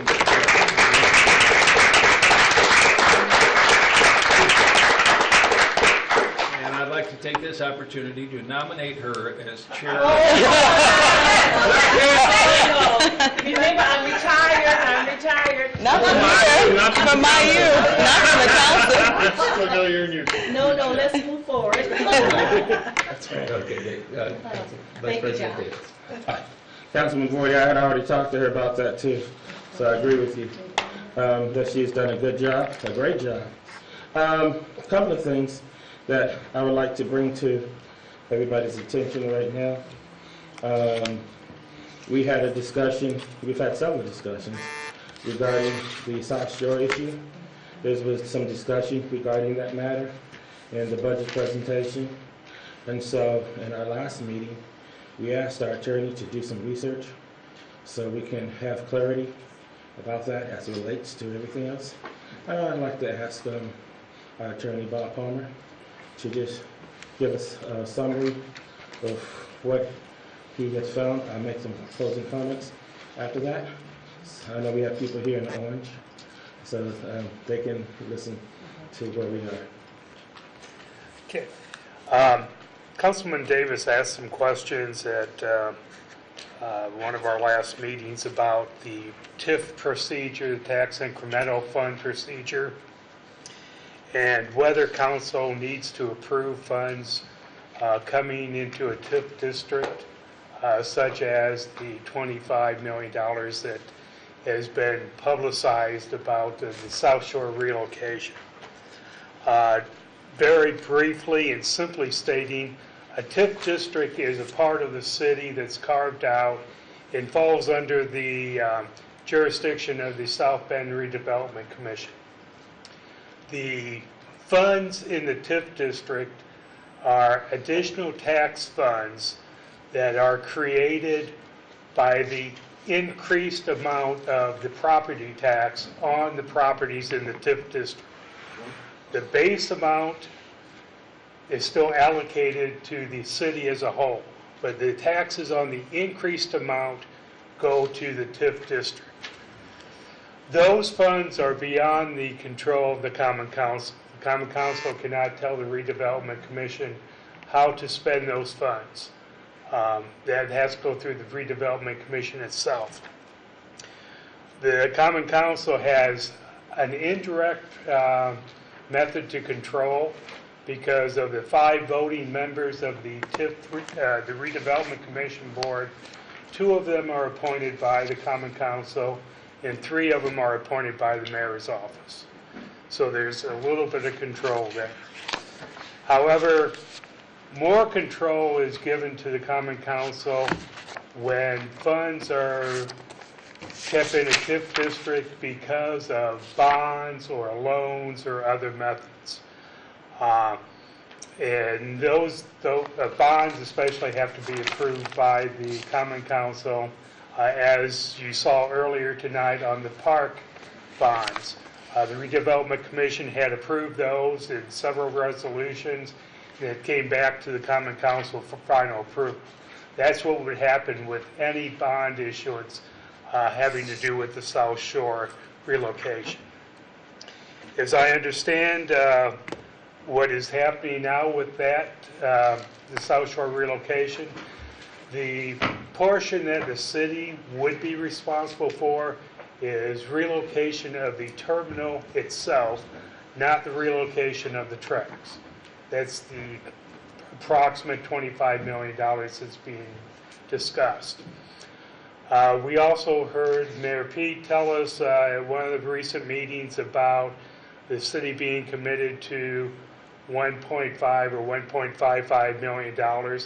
That is part of that $25 million. That is not a separate disbursement from the city to the TIF fund. So where we are now is no bonds have been issued. The only expenditure that's been made or approved for the South Shore relocation is a $125,000 contract to an outside engineering firm to complete the feasibility study that came about as a result of the resolution passed by the Common Council a couple meetings ago and approved by Mayor Pete.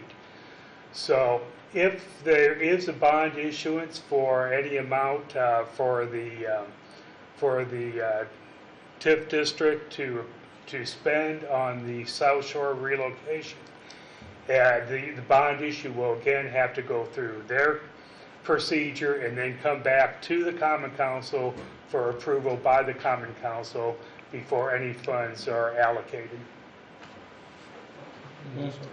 No, so therefore, I'm glad that, first of all, I'd like to thank Attorney Palmer for putting that all together. You all have a copy of all of that. Yeah, Ms. Alkina's gone, but she's put it in the Dropbox.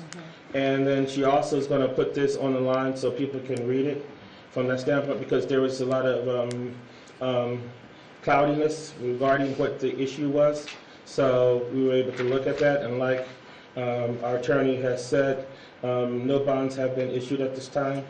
And if and when that shall happen, the amount of what should be probably determined after that study that's taking place, then after the redevelopment and all those make their determination of what it's going to take to do all of that, that will be presented back to us here. And just like you saw again, how people stood up for the bond, for, against, or whatever, that comes back here. And then we have our say, so yay or nay, or any adjustments or whatever. And then it goes into the redevelopment. After it heads over to the redevelopment, mayor has 3 representatives, we have 2. That's the decision of the redevelopment. Prior to that, it's the decision of the South Bend City Council, Common Council. Are we clear? Yes, sir. So this budget of 2018 that is going to be here tonight, up or down or whatever, does not affect that issue. This would be something that would be something separate, and we would definitely keep you posted because it has to be publicly done. So everybody will know in this room, you all, administration, redevelopment, the whole city would know how to handle whether to move forward, whether to not move forward, whether it be a substation or the whole thing. All of that will be done at a later time. Anybody else have any other comments? Are we all clear here in the board of the city? Where are we? We're the Common Council, Common Council. I've done so many things. Everybody clear down that way? Are we all clear this way? I want to thank you again for allowing this question. And so I think we all have clarity. Thank you again to the administration, for Mayor Pete for slowing down the tracks. And so we all good. Thank you for coming. Go Orange. Any other comments from council on 5117? Seeing none, is there a recommendation? I'd like to make a recommendation to send 5117 to the full council with a favorable recommendation. All those in favor? Aye. Anyone opposed? The motion carries. City Clerk, would you please read 5217? Thank you, sorry. You get one? 5217, public hearing on an ordinance of the Common Council of the City of South Bend, Indiana, appropriating monies for the purpose of defraying the expenses of designated enterprises of the City of South Bend, Indiana, for the fiscal year beginning in January 1st, 2018, ending December 31st of 2018, including all outstanding claims and obligations, and fixing a time when the same shall take effect. Thank you. Any any comments from council regarding 5217? Seeing none, is there a motion? Go ahead. Go ahead. Motion to approve. No, send the full council. Send the full council favorably, Bill 5217. Second. All those in favor? Aye. Anyone opposed? The motion carries. City Clerk, would you please read 6217? 6217, public hearing on an ordinance fixing maximum salaries and wages of appointed officers and non-bargaining employees for the City of South Bend, Indiana for the calendar year of 2018. Thank you. Is there a motion to accept the substitute? So moved. Second. All those in favor? Aye. Anyone opposed? The motion carries.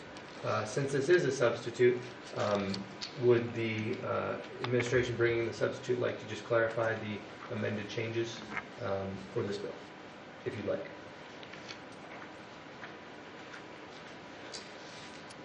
So, thank you, and again, thank you for all the work that has brought us to this point. The main difference between this and the previous version submitted to the council is that this omits the creation of the position of public safety director. And the intent of the administration is to defer that until sometime next year when we can give that full review. Are there any other technical adjustments that I'm missing for the second substitute? Yes, there's a position in the mayor's office, again, no financial change in pay, anything like that, but we've been having some conversations about the title. This restores the previous title of project manager for a part-time position in the mayor's office, which again is not an increase or decrease, but just a title adjustment. Thank you. Back to the council, are there any comments? Yes. Yes, Vice President Yeah. Davis? I would really like for us to consider a salary range, whether it's the one that was suggested, which is $50,000 to $65,000. For those 19 positions that are being considered, if they were at a $50,000 to $65,000 range at 8%, $65,000 to $85,000 up to 4%. If they're $85,000 and over, they would get a flat $500 to $1,000 percentage. I would like for us to consider that, and in fact, I put it for a motion for us to consider that option instead of the issue of having double-digit salary ranges. So that's what I would like to put as a motion at this time. Okay, there's a motion on the table. Is there a second? Second. There's a motion and a second. All those in favor, please say aye. Aye. Aye. All those opposed? Nay.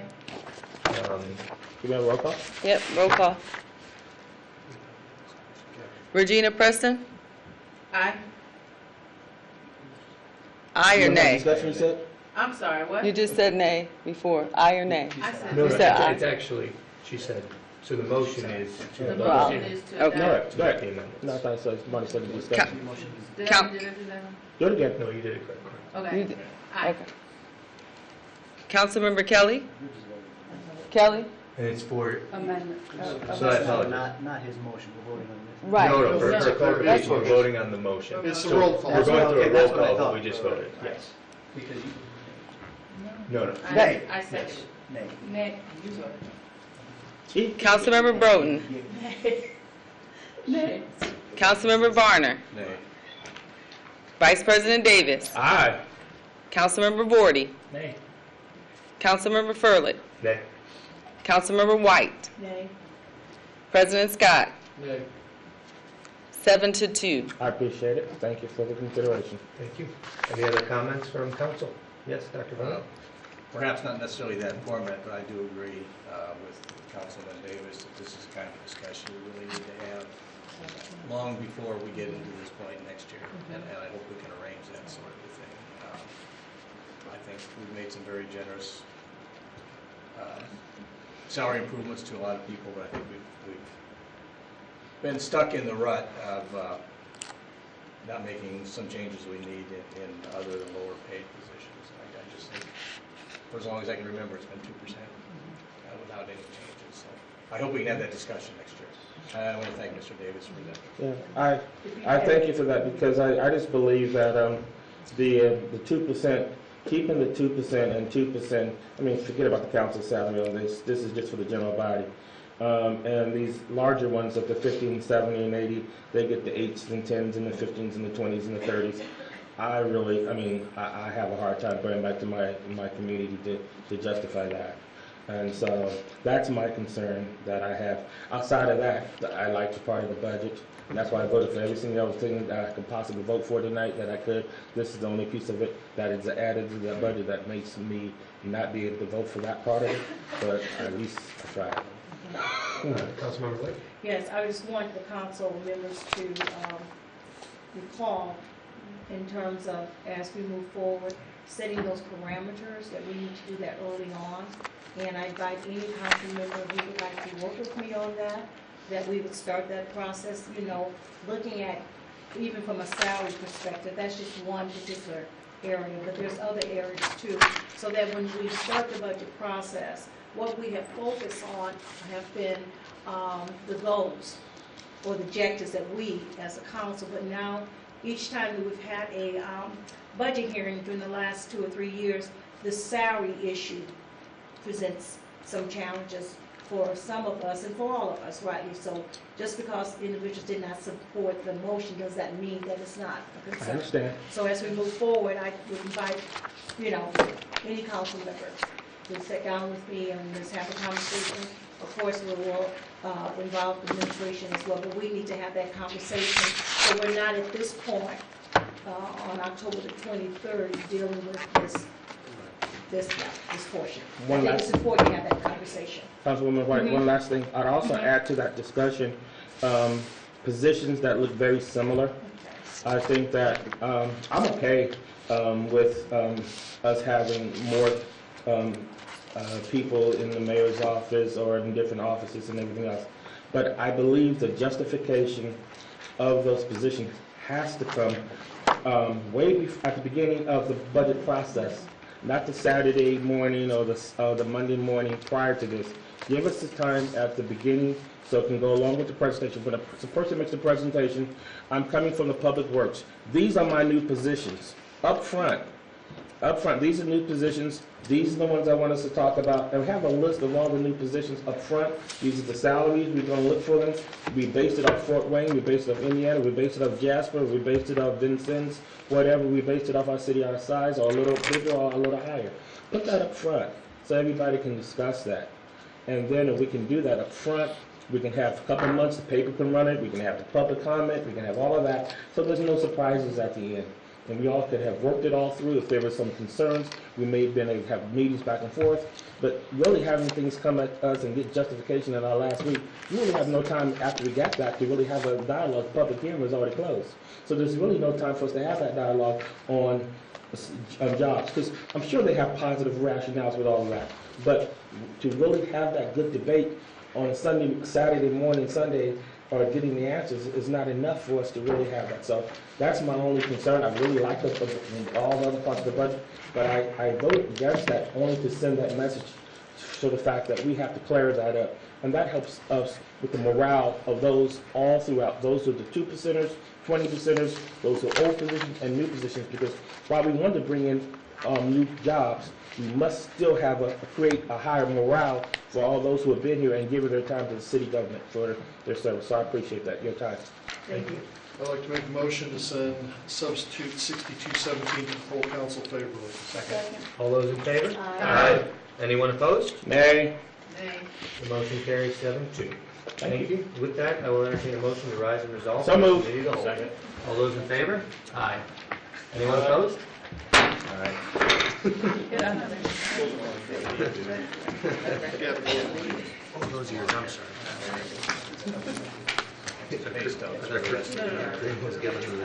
Motion for Gavin to not take the president's thing.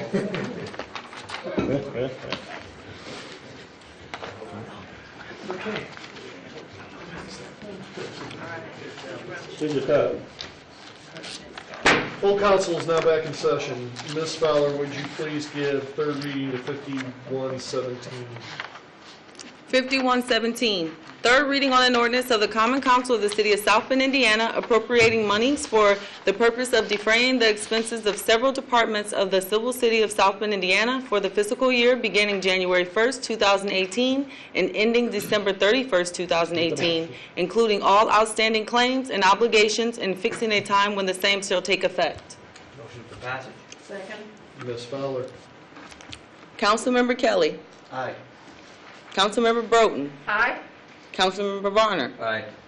Vice President Davis. Nay. Councilmember Vorty.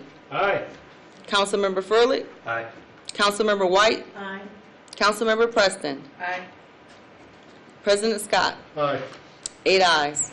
Thank you. 5217, please. 5217, third reading on an ordinance of the Common Council of the City of South Bend, Indiana, appropriating monies for the purpose of defraying the expenses of the designated enterprise fund of the City of South Bend, Indiana for the fiscal year beginning January 1st, 2018 and ending December 31st, 2018, including all outstanding claims and obligations and fixing a time when the same shall take effect.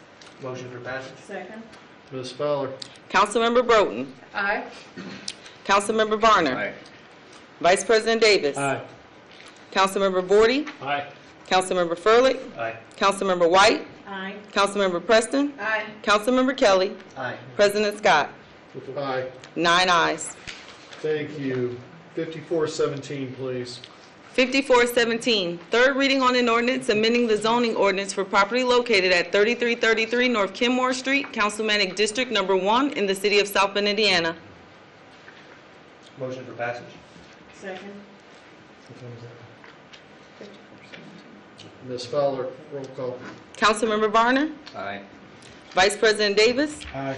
Councilmember Vorty. Aye. Councilmember Furlick. Aye. Councilmember White. Aye. Councilmember Preston. Aye. Councilmember Kelly. Aye. Councilmember Broden. Aye. President Scott. Aye. 9 ayes. 5517, please. 5517, third reading on an ordinance amending the zoning ordinance for property located at 212 East South Street, Councilmanic District Number 2 in the city of South Bend, Indiana. Motion for passage?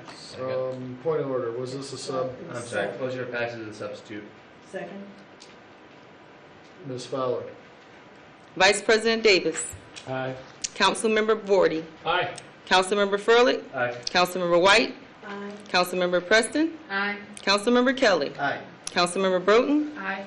Councilmember Varner. Aye. President Scott. Aye. 9 ayes. Thank you. 6217. 6217, third reading on an ordinance fixing maximum salaries and wages of appointed officers and non-bargaining employees of the city of South Bend, Indiana for the calendar year 2018. Motion for passage is a substitute? No sub. No sub, sorry. Motion for passage. Second. Ms. Fowler? Councilmember Vorty. Aye. Councilmember Furlick. Aye. Councilmember White. Aye. Councilmember Preston. Nay. Councilmember Kelly. Aye. Councilmember Broden. Is this a sub? I think it is. I thought it was a sub myself. Can we check that, We please? got it listed. It is a sub. Hold on. Comment, Council? This is a sub. Yes. It is, I'm sorry. 62 is a sub. Entertain a motion to accept the sub as was in the committee of the whole. So moved. Second. Second. All in favor? Aye. All opposed? Motion Thank for you. passage. Want to start that whole vote again, please? That's just substitute. He is. Motion for passage is a substitute. Second. Ms. Fowler, start the roll call again, please. Councilmember Vorty. Still aye.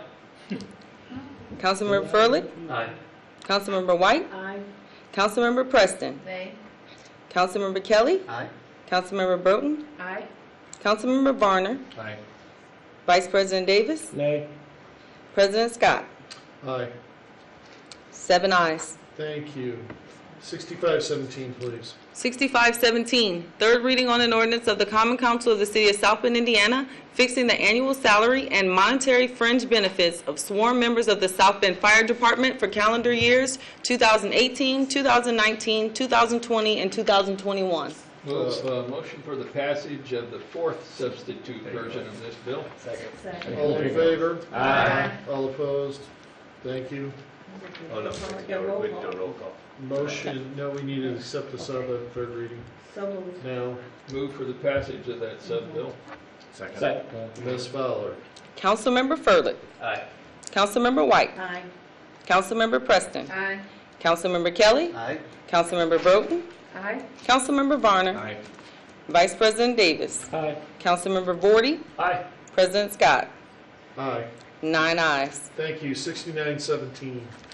6917, third reading. You continue that. No, I'm sorry. Yeah, true. Have it on my notes. Yes, Second. sure. 7517. 7517, third reading on an ordinance of the Common Council of the City of South Bend, Indiana for budget transfers for various departments within the City of South Bend, Indiana for the year 2017. Motion for passage? Second. Ms. Fowler. Councilmember White. Aye. Councilmember Preston. Aye. Councilmember Kelly. Aye. Councilmember Broden. Aye. Councilmember Varner. Aye. Vice President Davis. Aye. Councilmember Vorty. Aye. Councilmember Furlick. Aye. President Scott. Aye. 9 ayes. Thank you. 7617. 7617, third reading on an ordinance of the Common Council of the City of South Bend, Indiana, appropriating additional funds for certain departmental and city service operations in 2017 of $40,000 from the General Fund 101, $117,000, $571 from Parks Fund 201, $25,000 from Community Investment Operating Fund 211, $80,000 from the State Seized Drug Money Fund 216, $2,733 from the Unsafe Building Fund number 219, $97,000 from the Local Roads and Street Fund 251, $25,000 from the Police Grants Fund 292, $90,000 from the Federal Drug Enforcement Fund 299, $362 from the Zoo Endowment Fund 403, $40,000 from the Parks Capital Fund 405, $11,755 from the Project Relief Fund 655, and $396,500 from the Smart Streets Debt Service Fund 756. Motion for passage? Second. Ms. Fowler? Councilmember Preston. Aye. Councilmember Kelly. Aye. Councilmember Broden. Aye. Councilmember Varner. Aye. Vice President Davis. Aye. Councilmember Bordy. Aye. Councilmember Furlick. Aye. Councilmember White. Aye. President Scott. Aye. 9 ayes. Thank you. 7717. 7717, third reading on an ordinance of the Common Council of the City of South Bend, Indiana, appropriating additional funds for certain departmental and enterprise operations in 2017 of $20,000 from the EMS Operating Fund 287, $7,823 from Consolidated Building Fund, Code Enforcement Fund number 600, $100,000 from the Sewer Insurance Fund 640, $288,850 from the Sewage Works Operation and Maintenance Fund 641, $10,800 from the Sewage Depreciation Fund 642, and $200 from the 2011 Sewer Bond Fund 659. Motion to accept this, motion to accept the substitute? Second. All in favor? Aye. All opposed? Motion Thank for you. passage of the substitute? Second. Ms. Fowler? Councilmember Kelly. Aye. Councilmember Broden. Aye. Councilmember Varner. Aye. Vice President Davis. Aye. Councilmember Bordy. Aye. Councilmember Furlick. Aye. Councilmember White. Aye. Councilmember Preston. Aye. President Scott. Aye. 9 ayes. Thank you. Let's go to first readings. 7917. 7917, first reading on an ordinance of the Common Council of the City of South Bend, Indiana, amending sections 2-84.9C and 2-84.9E of Chapter 2, Article 6 of the South Bend Municipal Code pertaining to tax abatements. Entertain a motion to send to community investment for 1113. So moved. Second. All in favor? Aye. All opposed? Thank you. Unfinished business, please. 1770. 1770, a resolution of the Common Council of the City of South Bend, Indiana, approving a petition of the Area Board of Zoning Appeals for the property located at 3419 West Washington Street. Entertain a motion to send to BZA for 11-1 and ZNA for 11-13. Second. Give us the, Or so moved. Second. All in favor? Aye. All opposed? Thank you. Anything else under unfinished business? sorry, wasn't that 7917? Okay, under unfinished business, we are going to pass around the budget. And you need to sign. And There's three. There should be there's three of them. And state your voting record. And this has to go downstate, so we need to get that done before you leave. Anything else under unfinished business? I do want to say, Graham, I want to thank you so much for all electronic wizardry you've done over the few months. You've made it a lot better at council, getting up graphics and everything else. Thank you so much for doing that. Thanks, Graham. And Vice President Colfax, thank you too. Vice President Davis. Vice President Davis. You have anything? All right, moving on to new business. Any new business? Seeing none, move to privilege of the floor. Anybody want to come and speak to council? You cannot. Insinuate, infer, or get anywhere close to any agenda item that was covered tonight. Absolutely. Talking about everything. Name and address. Sharon Benicki, 3822 Ford Street. Now that the budget's behind you. Oh, say budget. Tight line, Ms. Bernicki. 9/11 Center. Within the last 6 weeks, I've had the chance to call 9/11 3 times. 2 times from my cell phone, once from a landline. The last time was last night when I was the victim of an armed robbery. It was not a pleasant experience having to deal with 911. The police officers responded were wonderful, but even they admitted that 911 is not going to work. They are using a grid-based software. So when I called in, even though I gave a very specific address of where I was and a corner, they still, because of the dispatcher, was sending police to Mishawaka rather than to South Bend. The other time when I called in, it was for shots fired in front of my house. I told them Ford Street. I spelled it to them. They still were thinking 4th Street, Mishawaka. The dispatchers are doing the best they can, but they don't know the areas. So when you're telling them a street, they don't know whether you're South Bend, Mishawaka, or county. And they also did tell me last night that before the officers will be sent out to a call, the dispatcher must know your name, your telephone number, the cause of the problem, your address, suspect information. They need all the details before they hit the button to send police to respond. And the one officer said he was around the corner. Had he gotten the call, armed robbery, he could have possibly caught the suspect. They also have to wait for 2 officers at least to show up for a response like that. By the time that all happened, 5 minutes had passed. No wonder crime is rampant, because these people committing these crimes know the delay is out there and they've got time to waste. Make 911 the center a top priority, because it's just going downhill fast. Thank you. Thank you. We will follow up on that. Hello, ma'am. If you want to move that microphone closer, Graham, if you can help. Jeez. Hi, my name is Kareem Bennett, and I live at the Robinson's Apartments, 211 South Michigan. I'm a resident there. I have a petition that I had made up, and I had wrote a letter, which I got one for each one of y'all to read, that I had sent to the mayor. I've been trying to work on this problem, and people in the building keep asking, where are you getting through this? Well, we was talking about by the parking lot, I think the parking lot that's next to the Robinson Park, they want to raise, they thinking about raising it up from 50 to 90 out here. It could be a rumor, but I know they're going to raise it.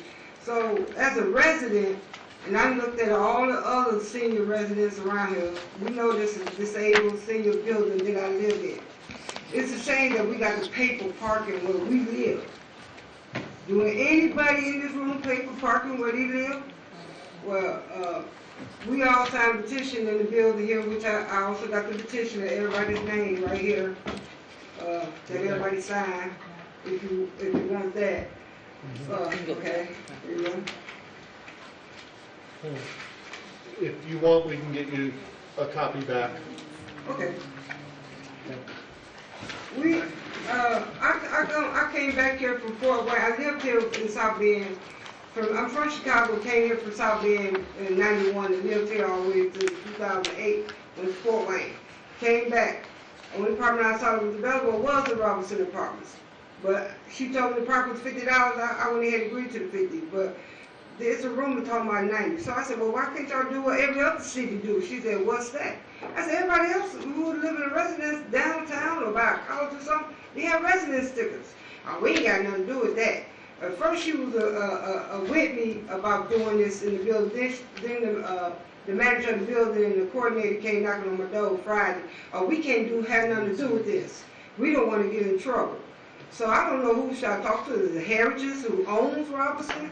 A lot of people telling me, I done went to different business downtown, they also signed. You said, we don't think y'all should be paying the parking, y'all should get a residence ticket. So I'm hoping y'all see our way, trying to help us out, cause I'm on a budget. I get disability, I can't afford, I can't afford the expenses, like that with the garage every month. You have 20 seconds. Okay, but that's my point that I had to make, that I hope somebody can help us out at this matter. Okay, thank you, ma'am. All right.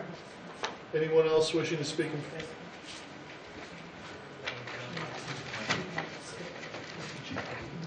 Good evening. Sue Castle, 4022 Kennedy Drive. I just want to reiterate how thankful we are. It wasn't just me, it was other people, Bill and Sharon, and people who wanted to remain anonymous who forwarded questions to me that I forwarded on. It wasn't all me. Ms. Kessler, talking about the budget. I was saying thank you. Can I say thank you? Appreciate it. We appreciate it. We're aware of that, yes. Well, in future, for something future, I would be interested in working with Councilman White on worksheets or whatever that would help assist making the process easier. That's a future item, right? Any process, right? Still about those two. Some general process. Well, thank you so much. Just wanted to reiterate that we appreciate it. Thanks. All of the appropriation and tax rates. Thank you. Excuse me, all of the appropriation and tax rates? This right here Anyone is- else? This is. Seeing none. This is appropriation tax. Motion for adjournment. Thank you, and good night. I have transportation here. One's for transfer and then two other budgets, two of the overall budget and one's for What's the transfer. overall budget? It was confused. It should be three. What's the overall budget then? Tell me. Oliver, this one here. Hey, I was closer. Thank you, Bob. This is Huh? transfer. Oh, it was Randy. What I do now? Oliver. Closer. It's at 9:30. Was I close? No, you were close. I said 10. What was your call? Mr. Davis. Mine was I'm starting in November. Okay. Okay? That's, okay. Okay, I'm happy to help you. When you showed up.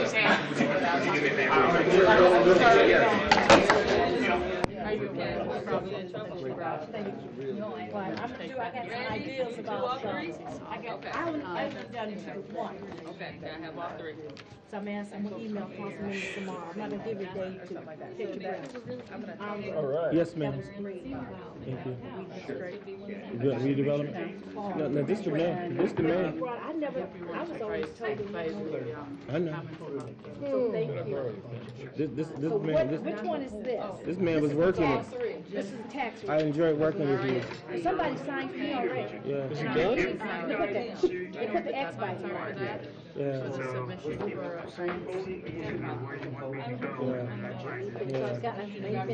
My good buddy taught me how to read the IC code. Yeah, but it's I interesting. know that is not your. You know, when you really sit there and I tell you, my daughter's she's doing social work and then she's gonna go to law school. Which one? I told her, I said, yeah, she's a social. I told her it's a good combination to do because so many things I have to do with my families, but especially blended families, have to deal with in custody issues, this and this, and if they understand what's in the Indiana code, then they don't get mad at you. I think I did. You know. Did I? Yeah. And my goal, I just been busy. Hopefully by the next year. Right. It's like you have to vote for.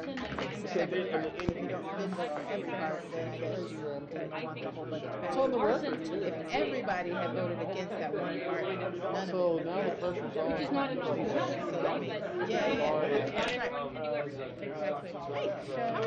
The FSSA, is that also being channeled through the Development Corporation? Okay. You're lifting that voice to all of those issues, because I think you're